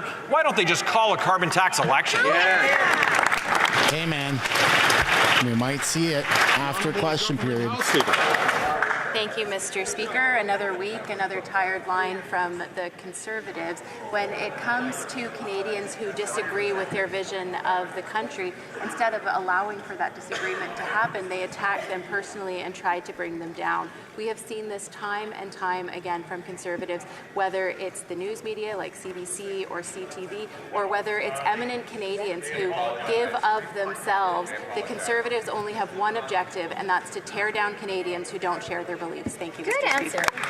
The honourable member for Leeds, Grenville, Thousand Islands, and Rideau Lakes. It's no surprise that that member wants to deflect from her Prime Minister, who was twice found guilty of breaking ethics laws himself, and that's why he's trying to protect his buddy Carbon Tax Carney from the ethical rules that would, of course, call into question this $10 billion of Canadians' pensions that they want to let him get his hands on in exchange for what? Advice that he's going to give them from Bay Street that everyone on Main Street can just eat cake when they can't afford any more of his rising carbon tax. It's been 9 years of their failed NDP Liberal policies. Canadians are out of money. They're out of time. When can we have an election? Before the Honourable Minister takes her spot, I did hear a comment out of turn. I think it was from a minister. I couldn't figure out who it is, but I'll ask members to please, again, don't take the floor unless recognized by the chair. The Honourable Leader of the Government in the House of Commons. Thank you, Mr. Speaker. And again, what we see from the Conservative members of Parliament is that they just can't handle being criticized. It's the same way they treat the media. When the media asks them tough questions about what they are putting forward in terms of their agenda for Canadians, what do? They attack them. This is what they do with the media. This is what they do with eminent Canadians. This is what they do with any Canadian who doesn't share the vision for Canada. Mr. Speaker, we should be talking up Canada. We should be talking up Canadians instead of talking them down like the Conservatives. Yeah, good answer. The honourable member from Calgary Nose Hill. Mr. Speaker, first the Liberals announced that Mark Carney, the chair of Brookfield, a trillion-dollar corporation whose interests span the entire federal government, would be setting Canada's economic policy. Then news broke that Brookfield had been lobbying for a federally funded multi-billion-dollar investment fund that they would manage. Then, over this past weekend, Mark Carney sent out a fundraising email blast via the Liberal Party's donation list. Interesting. Did the Liberals or Brookfield clear any of this with the lobbying commissioner? The honourable leader of the government in the House of Commons. Again, Mr. Speaker, what we see from the Conservatives is when there are Canadians that don't share their vision of Canada, they talk them down. They try. Invite the honourable minister to. Oh, I'm going to ask members. Come on. Please. Again, do not take the floor until they're recognized by the chair. The honourable leader of the government from the House of Commons from the top. Thank you, Mr. Speaker. It's okay. I understand this response makes them uncomfortable because they know it's true, Mr. Speaker. Right. But when it comes to Canadians who don't share their vision of Canada, what do Conservative members of Parliament do? They talk them down. They try to bring them down. They don't like having people push against their agenda. They don't like it when they're asked tough questions, or when smart, intelligent people don't share their vision of Canada, they try to take them down instead of having that debate. Thank you. That's right. Good answer. That's right. Come on, dude. The honourable member from Calgary Nose Hill. Grifols, a big pharma company, recently gained approval from Canadian Blood Services, which is regulated by the Liberal government, to acquire Canadian plasma resources, a critical source of blood products for Canadians. But this summer, reports said that under this contract, Canadian blood plasma products could be sold abroad for profit by Grifols, something that could jeopardize supply in Canada. Guess which company has been in takeover talks with Grifols this whole time? Brookfield. Is that why the Liberals didn't clear Carney with the lobbying commissioner? Ooh. They thought the Conservatives wouldn't catch on to it, eh? Mr. Speaker, Canada is known everywhere in the world as being absolutely one of the best jurisdictions to manage blood supply, and that is something that we are absolutely committed to continuing. I think that casting aspersions and trying to manufacture things is something we're used. Whoa, hold on a second. On the other side, but that reputation. Parlez-vous interference. To make sure that when Canadians know that it's there for them, Russia, it's there for them safely, is something that we're going to continue unabated to be committed to. I'm going to ask the honourable member from St. Margaret's South Shore, please, to. He's been keeping his voice down, but it's been regular, so I'm just going to ask him to please not do that. The honourable member from Ladysmith, Nanaimo, Ladysmith.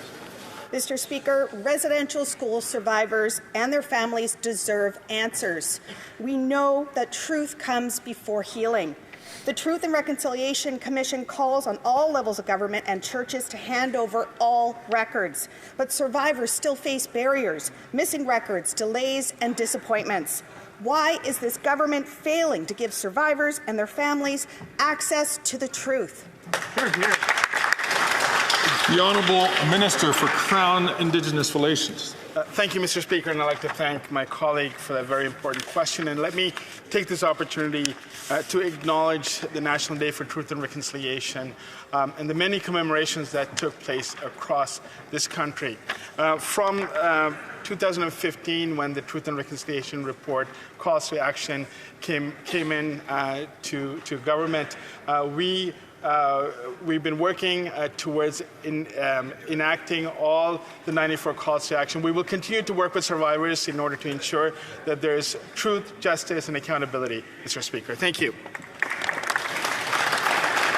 The honourable member from Edmonton, Griesbach. The housing crisis in Edmonton rages on, and Indigenous people are disproportionately impacted. Latest reports show that Edmonton's homeless population has jumped by 1,300 people since the start of the year. To make matters worse, last winter's amputations due to frostbite skyrocketed by 162%. With colder temperatures approaching, people are going to lose limbs or die. Will the Liberals continue to stand by and watch alongside Danielle Smith, or will they finally build the homes people in Edmonton desperately need?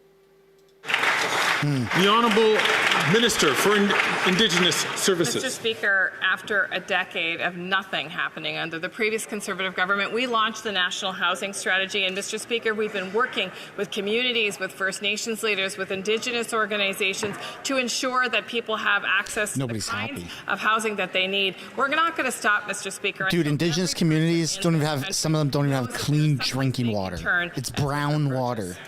You guys have failed over 9 years. Come on. From Winnipeg South Centre. Mr. Speaker, September 30th marks one of the most important days in the Canadian calendar. For generations, Indigenous peoples had to conceal their cultures, languages, and true identities. The results, both past and present, led to the devastating consequences faced by families and communities and gave way to intergenerational trauma, the impacts of which is still felt immensely in our country today. Yesterday, communities across Canada came together to honor survivors and their relatives and commit to doing our part on this journey towards truth and reconciliation. I ask the Minister of Crown Indigenous Relations to share his reflections with the House on the importance of this day and the work ahead. Thank you, Mr. Speaker. The Honourable Minister for Crown Indigenous Relations. Thank you, Mr. Speaker, and let me begin by acknowledging the work of my friend from Winnipeg. Yesterday was National Day for Truth and Reconciliation, and over the last several days, I've had the opportunity to listen to many survivors, Mr. Speaker, who speak about the enormous loss that they feel. I also have had a chance to speak to many who've been working towards advocating towards finding truth for the loved ones that never came home. This afternoon, we raised the survivors' flag right here on the Hill, and I ask all Canadians to reflect on this day and to ensure that they do their part towards reconciliation.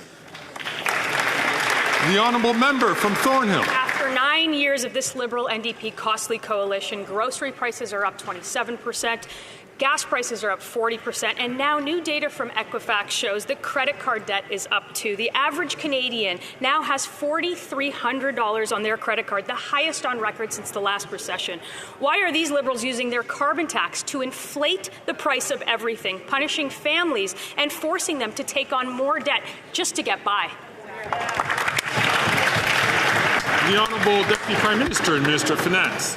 Mr. Speaker, I am really glad to have the chance to talk about our carbon rebates and our policies on credit cards, because today we announced that later this month, thanks to our government's negotiations with credit card companies, the fees that small businesses have to pay are going down. That is good news for small businesses. Probably not by much. And what about the fees for the everyday person? Small businesses are going to get big carbon rebates.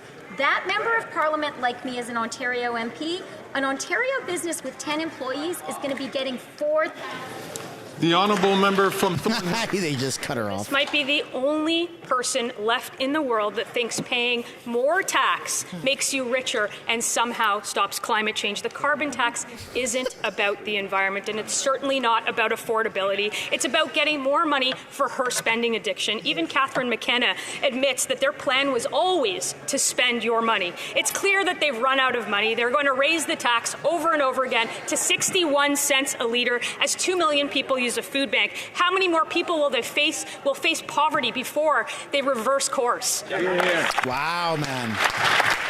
Well said. Honourable Minister of the Environment and Climate Change. Thank you very much, Mr. Speaker. I will give them a number: 69 million cars in avoided pollution. That's our number, Mr. Speaker. That's my number. That's our number on this side of the House. If we listened to them, we would do nothing to fight climate change. Pollution would be even worse. Emissions would be 41% higher than what we've been doing. We're working to fight climate change. We're working to support Canadians, to create the economy of the 21st century. They have nothing to offer, Mr. Speaker. Harry Pot smoker. High on his own supply. The NDP Liberals are desperately trying to convince Canadians that they're better off paying a higher and higher carbon tax. But the truth hurts. It appears that food inflation isn't a global issue, it's an NDP Liberal issue. Right. According to the food professor, because of the carbon tax, wholesale food prices in Canada are up 34% in every single category. And wholesale food prices in Canada are 37% higher than they are in the United States. Again, because of the carbon tax. Exactly. Will the Prime Minister just admit he was wrong about his carbon tax and call a carbon tax election? Let's go. We're going to find out today. We're going to find out with the vote of non-confidence. And climate change. Mr. Speaker, it seems that Conservatives are now starting to listen to economists, and they quoted Trevor Toombs. Well, let's say what Trevor Toombs has to say about carbon pricing and price on food, Mr. Speaker. And I quote, "While concern around affordability is clearly warranted, climate policies are not a significant driver of the rising cost of living, nor will removing policies such as carbon pricing materially improve the situation." Thank you, Mr. Speaker. The Honourable from Foothills. The NDP Liberals just can't handle the truth. And the truth is Canadians are being forced to food banks in record numbers. And even the Liberal member from Winnipeg North said when you attribute the increase in food prices of 34% to the carbon tax, that's absurd. But the food professor's own data shows the Liberals are wrong. That's right. What is absurd is increasing the carbon tax when 9 million Canadians don't know when their next meal is coming from. Exactly. Will the Prime Minister admit their tax plan is this carbon tax, call a carbon tax election so Canadians could put food on the table? It would help out so much, man. Just getting rid of that carbon tax. Agriculture and agri-food. Thank you very much, Mr. Speaker. And being a farmer myself, I know what it's like for farmers to be on the front line of climate change. Our farmers face devastating storms like Hurricane Fiona, which tore down barns, killed cattle. We have floods, fires right across the country. This is the reason, one of the reasons why food prices are so high. We put a price on pollution that works, Mr. Speaker. And also, my honourable colleague, in his riding, his average farmer will receive $1,800 a year in carbon rebate. I know the Conservative Party... Yeah, cut off Colonel Sanders. The Honourable Member for Torres de Blainville.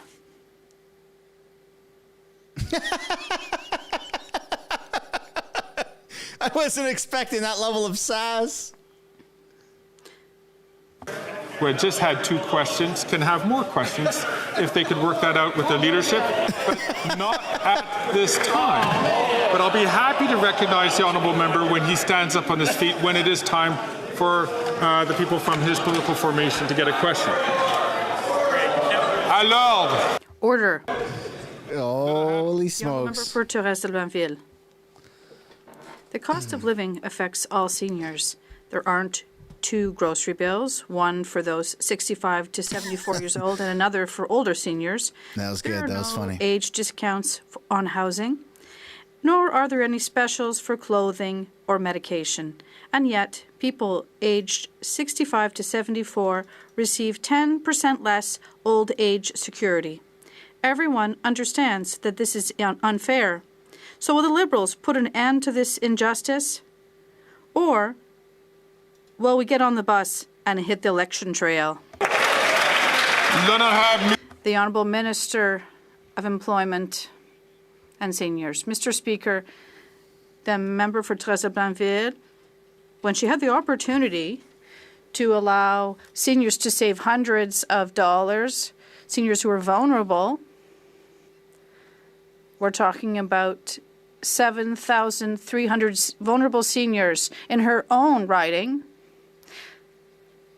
Well, she voted against that opportunity. It's hypocritical. And now she wants to lecture us about these opportunistic policies. No, we are here for Canadians. We are supporting them, and it's the Bloc. Et la question inaugurale de l'honorable. And this is the first question for the member from La Salle-et-Mar-Verdun.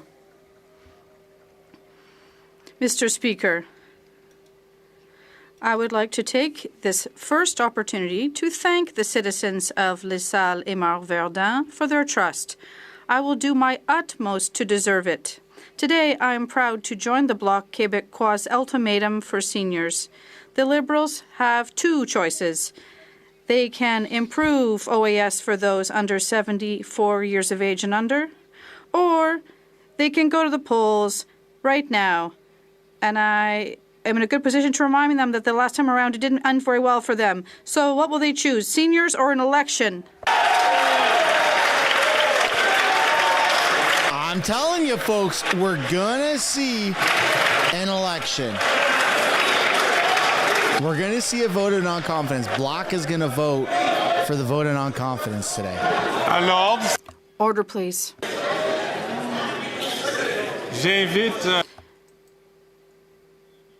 For the second time today, I would ask the member for Portneuf-Jacques-Cartier, please, to not speak when someone else is. No, someone's going to get kicked out. Minister of Employment and Seniors. Mr. Speaker, I would like to welcome that member to this chamber, and I'd like to reassure him that I heard him very well, even though he was very far from power that, as he will be throughout his stay here. But, Mr. Speaker, our government spends more on OAS to protect seniors than other previous governments have. And for my colleague, 71 seniors, the seniors receive more thanks to the Liberal government. Member from Fundy Royal.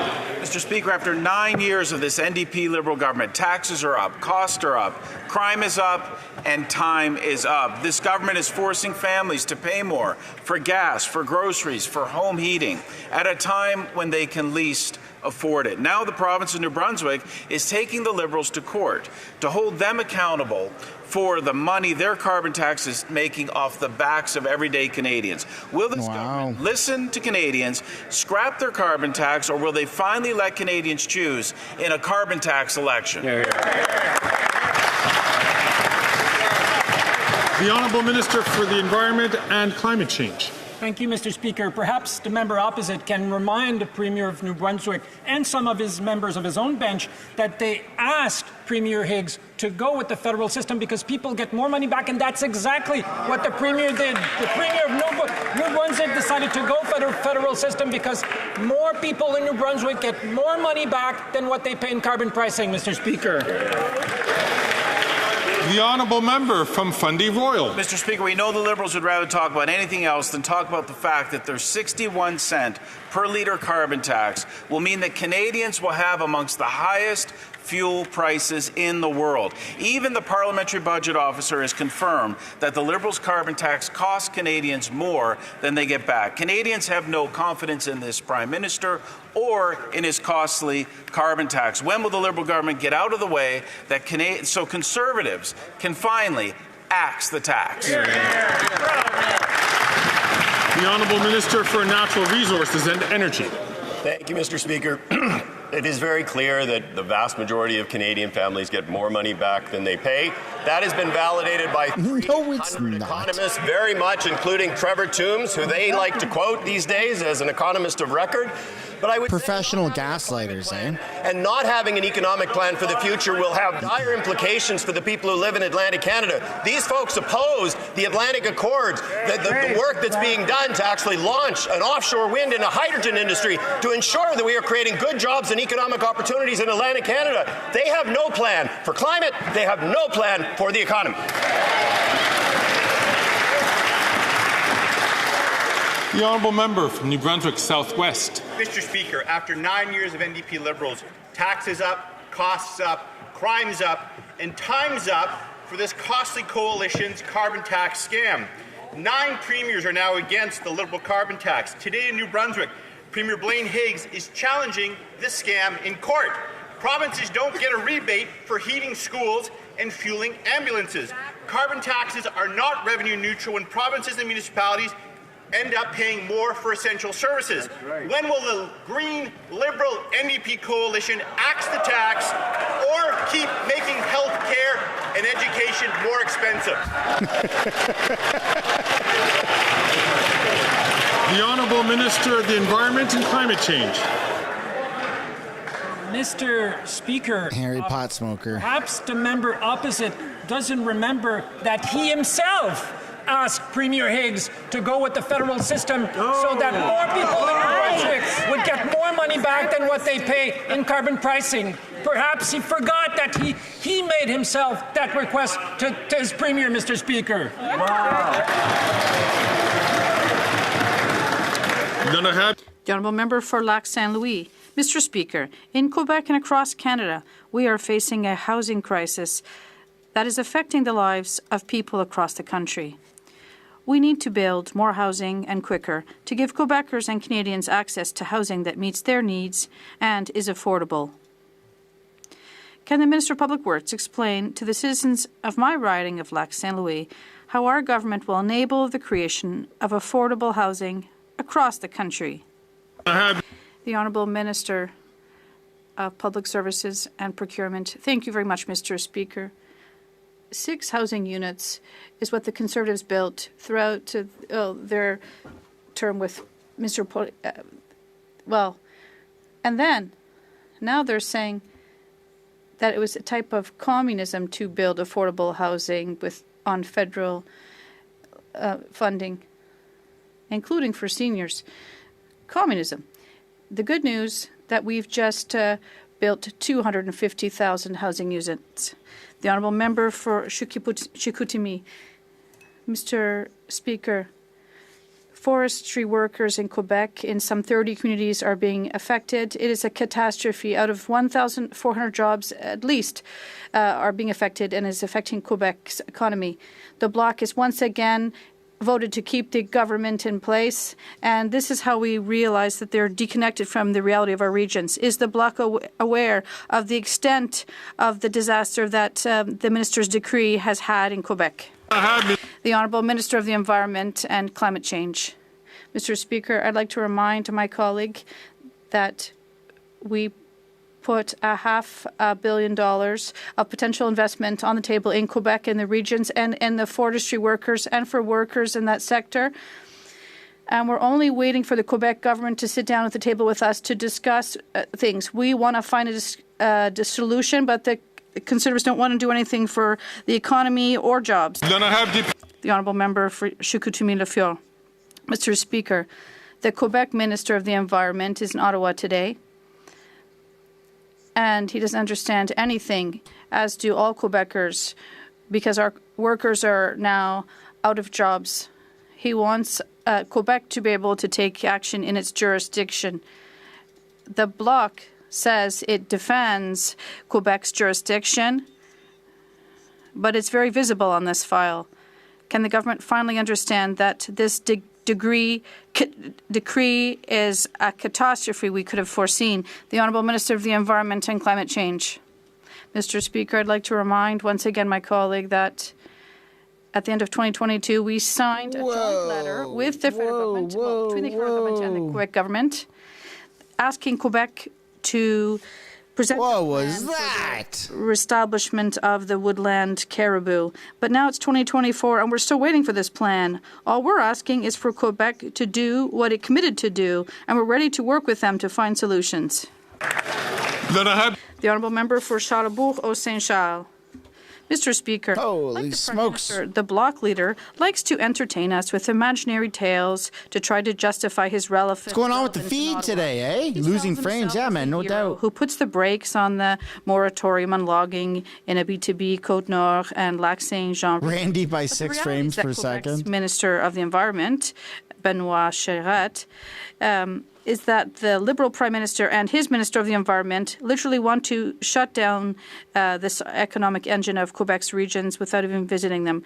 Once again, will Canada's Environment Minister... Even the cameras can't keep up with Guilbeault's this radical decree? I mean, the proof's in the pudding, man. Mr. Speaker. I got a decent PC, like a couple years old, a few years old. Forestry workers and First Nations all say gigabyte internet. The future of the forestry industry in Quebec and in our country depends on the health of our forests and also on the health of the caribou. You can't have one without the other. The only people who don't understand that here is the Conservative Party. The honourable member from St. John's East. Mr. Speaker, today is National Seniors Day, a day to celebrate and thank seniors across the country. Our government knows the importance of promoting the health and well-being of seniors, and that is why we make investments towards programs and services for them. Can the Minister of Health update Canadians on what we are doing to protect and support the health of seniors across this country? Good question. The Honourable Minister of Health. Well, thank you very much, Mr. Speaker, and I want to thank the member for St. John's East for her tireless advocacy and really championing the health of seniors in this country. You know, I look at just Newfoundland and Labrador, one of 13 agreements signed in every jurisdiction in the country on aging with dignity, helping seniors to age at home and improve our long-term care facilities. And critically, Mr. Speaker, those agreements include for the first time common indicators so we can see that progress in data and see how provinces are doing. Obviously, the work to ensure hundreds of thousands of seniors get dental care, as well as what we're doing in pharmacare, Mr. Speaker. The honourable member from Courtenay, Alberni. Mr. Speaker, the Nuu-Chah-Nulth Tribal Council has declared a state of emergency in every single one of their 14 nations territories. The lack of mental health support, treatment, recovery, and harm reduction services is causing irreparable harm. This Liberal government has failed to deliver the urgently needed supports, and young and older people are paying the price. Indigenous people continue to die at a higher rate than non-Indigenous people. This isn't reconciliation. Action is needed now. Wow. When will the Liberals stop with the empty words and deliver the urgent funding that the Nuu-Chah-Nulth people need to save lives? The Honourable Minister for Indigenous Services. Mr. Speaker, that's exactly the path that our government has been on, working hand in hand with First Nations and with Indigenous leaders to ensure that programs and services that are delivered by First Nations and Indigenous people are available to their members so that people can heal from the trauma of colonization, Mr. Speaker, something that just yesterday our government stood up with many survivors across the country to acknowledge. This has deep impacts on communities, and we'll continue this hard work together. The honourable member from Churchill, Kiwatanaski. Mr. Speaker, Liberals spent yesterday professing support for First Nations, the same First Nations the government is currently fighting in court over something as basic as clean drinking water. Canada's lawyers are saying that, quote, Canada doesn't know any legal obligations or duties to operate First Nations water systems. They even say that when ministers make promises, it's just, quote, context specific and can be ignored. This is the Liberal approach to reconciliation. Promise clean drinking water to First Nations and then direct your lawyers to fight First Nations in court on clean drinking water. Will the Liberals cut the hypocrisy, stop fighting Shamattawa and other First Nations in court, and deliver clean drinking water once and for all? The Honourable Minister for Indigenous Services. Mr. Speaker, it's really heartening to hear the Member of Parliament from the NDP speak so eloquently about the need to move quicker and faster on alleviating long-term boil water advisories across this country. In fact, since we've taken office, we've lifted over 145 long-term boil water advisories, prevented well over 200, Mr. Speaker, and we're going to continue that hard work. I assume from her comments that means she's going to support this new legislation and ensure it has safe passage through the House.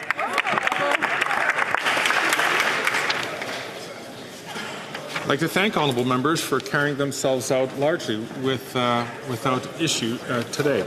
It being the honourable member from Kamloops Thompson Caribou is rising on a point of order. Thank you, Mr. Speaker. I had a member statement under Standing Order 31 today. That statement had to be delivered twice, and it was to salute two veterans, one who's 101 and one who's 104 in my riding.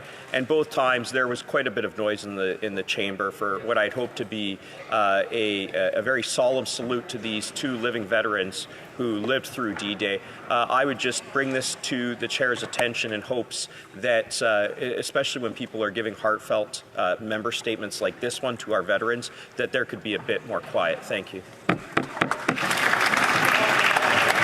I thank the honourable member for raising this issue, and it's an important point of the importance of Standing Order 31. So I'd encourage all members. I know it's usually the time that some members are coming from committee and entering into the House to try to take their seats quietly so that members can get their declarations off appropriately so that they could share these important issues and this important time with their constituents. It being 3:21, the House will now proceed to the taking of the deferred recorded division of the motion of M. Berthold relating to the business of supply. Comme il est 15h20, la Chambre procédera mais... Okay, so from my understanding, The House will now proceed to the taking of the deferred they're going to do points of order, they're going to do this stuff, and then they're going to be voting. Call in just like last week. So everybody stick around. There you go. Yeah, they're doing something. So there you go, folks. It'll be a few minutes, but nonetheless, they're going to be voting.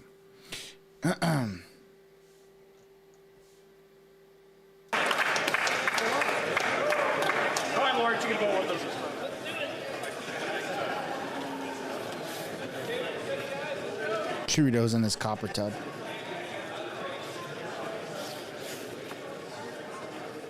Are all honourable members taking their seats? Yeah, see, they all got their little iPads out. Like, they're all voting today. The question is as follows. La question est la suivante, plutôt. The question is as follows. Mr. Berthold, seconded by Mr. Albus, moved that, given that, after 9 years, the government has doubled housing costs, taxed food, punished work, unleashed crime, and is the most centralizing government in Canadian history, the House has lost confidence in the government and offers Canadians the option to axe the tax, build the homes, fix the budget, and stop the crime. La période de 10 minutes pour les députés. The 10-minute period for members voting electronically has started. The House will now proceed to the vote for members participating in person. All those in favor of the motion will please rise. Okay, there you go. Mr. Bizet. Hey, there we go. Mr. Perkins. Deja vu, huh? Deja vu. Mr. Deltel. Monsieur Deltel. Mrs. Stubbs. Mr. Stubbs. Mr. Polius. Mr. Polius. All right, so as they go through that, I'm going to read off the Landsman. donations. Miss Lewis Haldeman. Fat Steven with the $5 gifted memberships. Mr. Barlow. Thank you. Ellis. Mr. Ellis. Thank you, Fat Steven. Mr. Kelly. Mr. Baldinelli. And then followed by a $2 super chat. Oh God, it's Medusa. Mr. Small. Mr. Small. Mr. Lawrence. Mr. Lawrence. Richard. Jim Smith with the $6.99. Lots of small businesses have gone bankrupt under Justin Trudeau. Yes, that is very true, especially during the blip. Mr. Boutif. Mrs. Kuzi. Mrs. Kuzi. Deanna with the $5. Call an election. Well, that's what we're waiting for. They're doing the vote of non-confidence right now. Mr. Stuart Mayor's Machine, Grand Lake. Mr. Chambers. Mr. Chambers. Mr. Viss. Mr. Viss. Mr. Doherty. Mr. Doherty. Mr. McCully, Edmonton. Captain Gaming Edmonton West. Mr. Lloyd.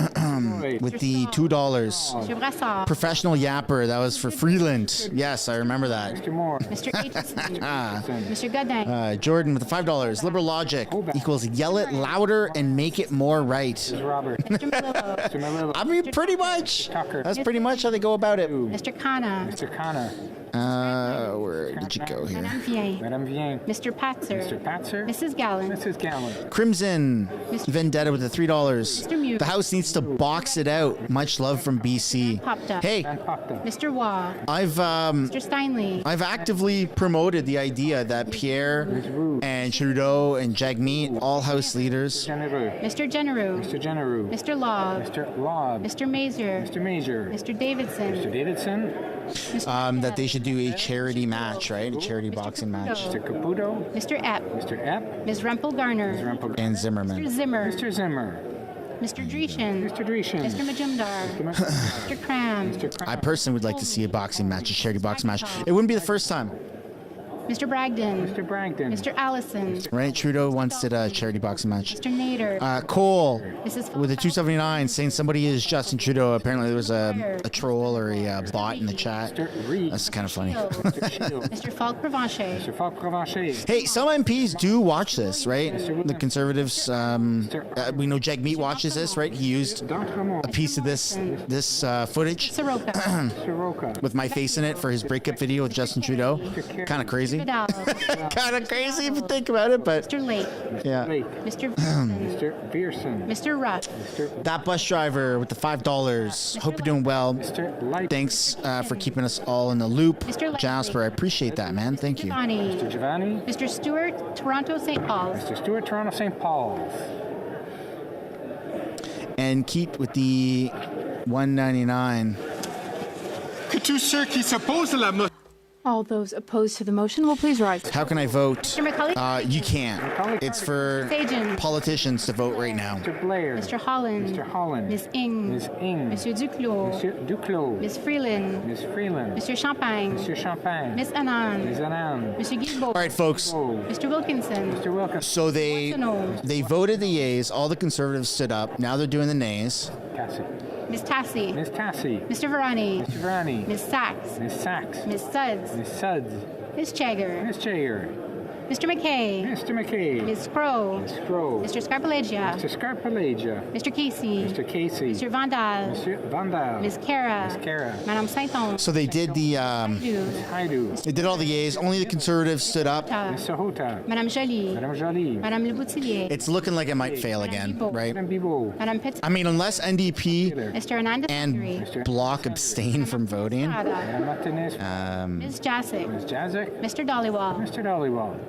Mr. Arsenault. But we don't really know if that's Mr. going to Aria. happen. Aria. Mrs. Romanato. Mrs. Romanato. Mr. Sheehan. Mr. Sheehan. That's Ms. dumb. O'Connell. Ms. O'Connell. The 279 from Amanda. Madame Bendayan. Madame No message attached, but thank you. Mr. Gerritsen. Mr. Lamoureux. Mr. Lamoureux. Madame Fortier. Madame Fortier. Mr. Fragiscatos. Mr. Fagascatos. Mr. Biddle. Mr. Noah with the $5. We won't win the vote because Trudeau said Canadians don't want Canada to be great Mr. again. Kuzmarchek. Mr. Kuzmarchuk. Mr. May Cambridge. Mr. Makin. Nah, for crying out loud. Mr. Cormier. Ms. Dillon. Thank you for that. Sorry, Noah. I appreciate that. Ms. Zerowitz. Mr. Assassi. Mr. Sassy. Mr. I mean, a crazy turn of events could be if the Bloc just abstained unanimously from voting. Mr. Yacono. Mr. Johari. Mr. Johari. Mr. Lightbound. Mr. Lightbound. Mr. Cedar Brampton East. Mr. Cedar Brampton East. Mr. Badaway. Mr. So it looks like all the Liberals are standing up. Mr. Souza. Mr. Souza. Mr. Duguid. Mr. Duguid. Mrs. Atwin. Mrs. Atwin. Mr. Maloney. Mr. Maloney. Mr. Housefather. Mr. Housefather. Mr. Sarai. Mr. Sarai. Damn you, Housefather. Ms. Bennett. For real, man. Mr. Sanson. Like, you were ready to leave the Liberal Party Koutrakis. Madame Koutrakis. because of the anti-Semitism. Mr. Fisher. Mr. Fisher. Mr. Long. Mr. Long.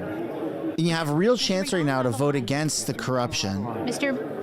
And you don't do nothing. Coquitlam. Mr. McKinnon. Coquitlam. Coquitlam. Mr. Morrissey. Mr. Morrissey. Mr. Rabillard. Mr. Robillard. Mr. Shifke. Mr. Shifke. Ms. Cedar Brampton South. Ms. Cedar Brampton South. Mr. Sarbara. Mr. Sorbera. Ms. Hefner. Ms. Hefner. Mr. Turnbull. Mr. Turnbull. Mr. Chang. Mr. Chang.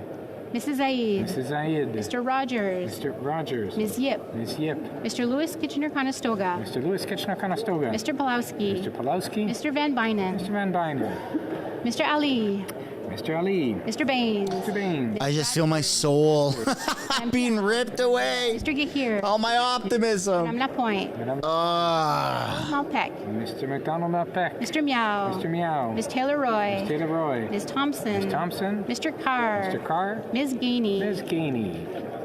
Monsieur Sainte-Marie. Monsieur Sainte-Marie. Madame Gill. Madame Gill. Madame de Bellefeuille. Madame de Bellefeuille. Monsieur Thériault. No, and the Bloc standing Madame up. Larouche. Madame Larouche. Monsieur Barcelou Duval. Monsieur Barcelot Duval. Madame Vignola. Madame Vignola. Monsieur Savard. So stupid. Madame Saint-Clair Desgagnés. Madame Saint-Clair Desgagnés. The friggin' premier Monsieur Desilets. of Quebec Monsieur- urged for the federal bloc Mr. Julian.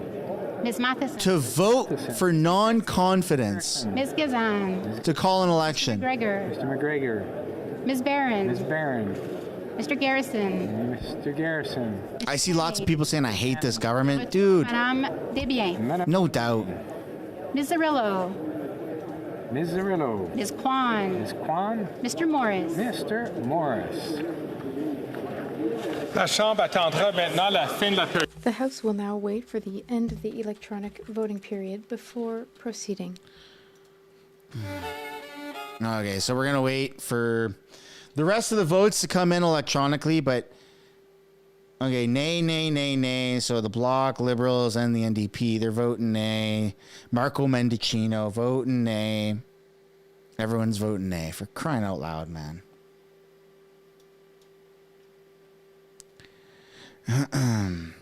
Conservatives voting yay. Bloc almost unanimously voting nay. Anthony Rhoda.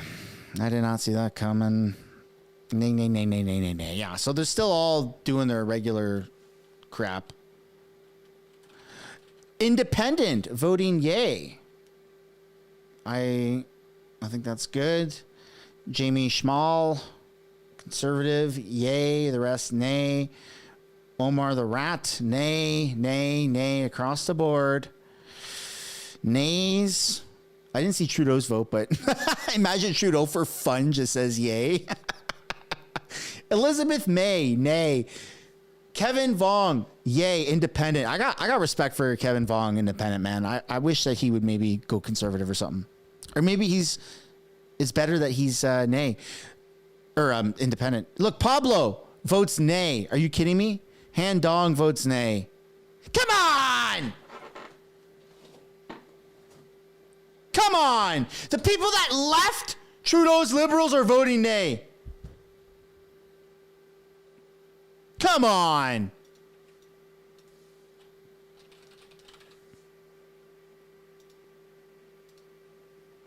So freaking dumb. So freaking dumb. Same results as last week. Hostages again. I do not consent. If I say it louder, it becomes true, right? That's the liberal logic. Yay, man. Yeah, no. It got denied hardcore, just like last week. Just like last week. Probably identical to the T of what it looked like last week.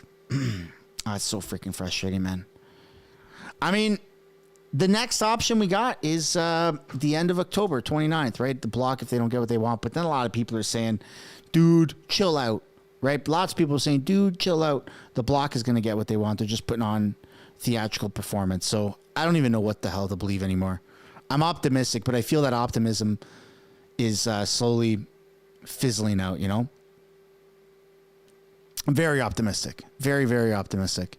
But every time stuff like this happens, I just feel my hopes, my dreams is running out. And I feel so defeated. There's only so many times someone can feel defeated before they just stop having that hope, right?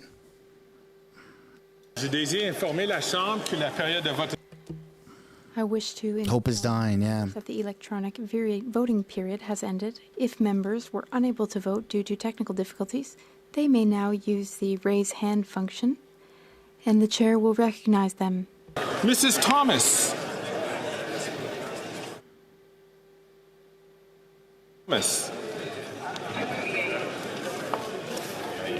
Mrs. Thomas, yay pour.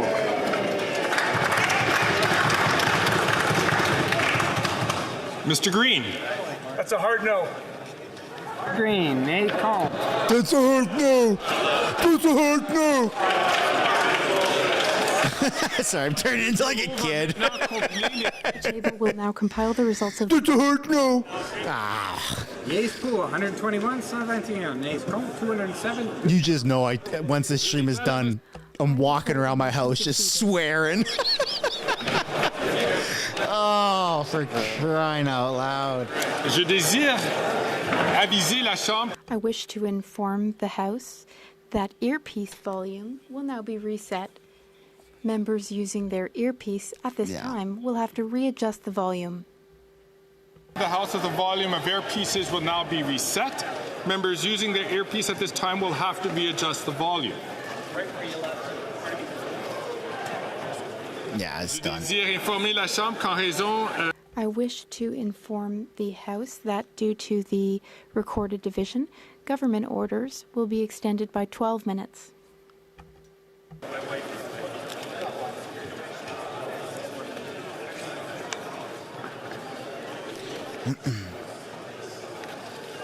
Yeah, 121 to 207, right? So that's it, folks. That's it. Everyone's leaving. Pierre Pierre should do a press conference. I think the Bloc will do a press conference. I feel defeated, man. Look, I know. I get it, right? I get it. I'm riding some hopium.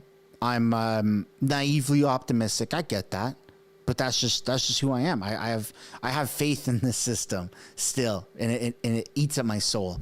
You see a lot of these other parties criticizing the Liberal government, saying we're not getting enough for Indigenous communities, we're not getting enough for our French communities in Quebec, we're not getting enough, and we're gonna call an election. So do it, right? So do it. Call the election. Why are you blue balling Canadians? Why are you stringing it along? Like, you're losing respect. Your parties are losing respect. This is why people are flocking to the Conservative Party, because at least Pierre has got the balls to say, you know what? Okay, vote in on confidence, vote in on confidence, vote in on confidence. It's annoying, sure. Does my hope get up and then get completely trampled? Absolutely. But at least Pierre and the Conservatives are doing something. At least they're trying to say, look, Canadians won an election. Let's see if the parties give Canadians that opportunity to vote, right? And so it's frustrating. It's very, very frustrating. But denied. I see comments. All respect is gone. Yeah, I feel that, man. I'm losing respect for these other parties. It sucks. But it is what it is. Pensions. That's right. People are locked into their pensions. They want those pensions. That's where we're going to end the stream, everybody. Hope you have a great rest of your day. Sorry to be the bearer of bad news, but yeah, got denied. And stay tuned to MSB for some content later on, because it looks like Canada's going to be involved here with upcoming World War III that just started today. Yeah, it's either you laugh or you cry, right? So anyways, thanks for watching, everybody. Thanks for all the support. Thanks for all the super chats. Don't forget to subscribe on your way out if you haven't yet already. It does really help grow the channel. We are just like 100 people shy of 115,000 subscribers. So if you're watching this right now and you're not subscribed, please think about smashing that like button and then subscribing to the channel. It does help grow. It helps more Canadians see what's happening in Parliament. I think we had 2, 3, 4 times the amount of CPAC viewers during this broadcast. And for those that don't know, CPAC's the ones that are actually broadcasting this, are federally subsidized broadcast communications. So yeah, man, look forward to seeing you guys tomorrow, same time for Caucus Leader Day. Should be a good one. Pierre, Trudeau, Jagmeet, and the Bloc are going to duke it out again tomorrow. So peace and love, everybody. Enjoy the rest of your day. Bye for now.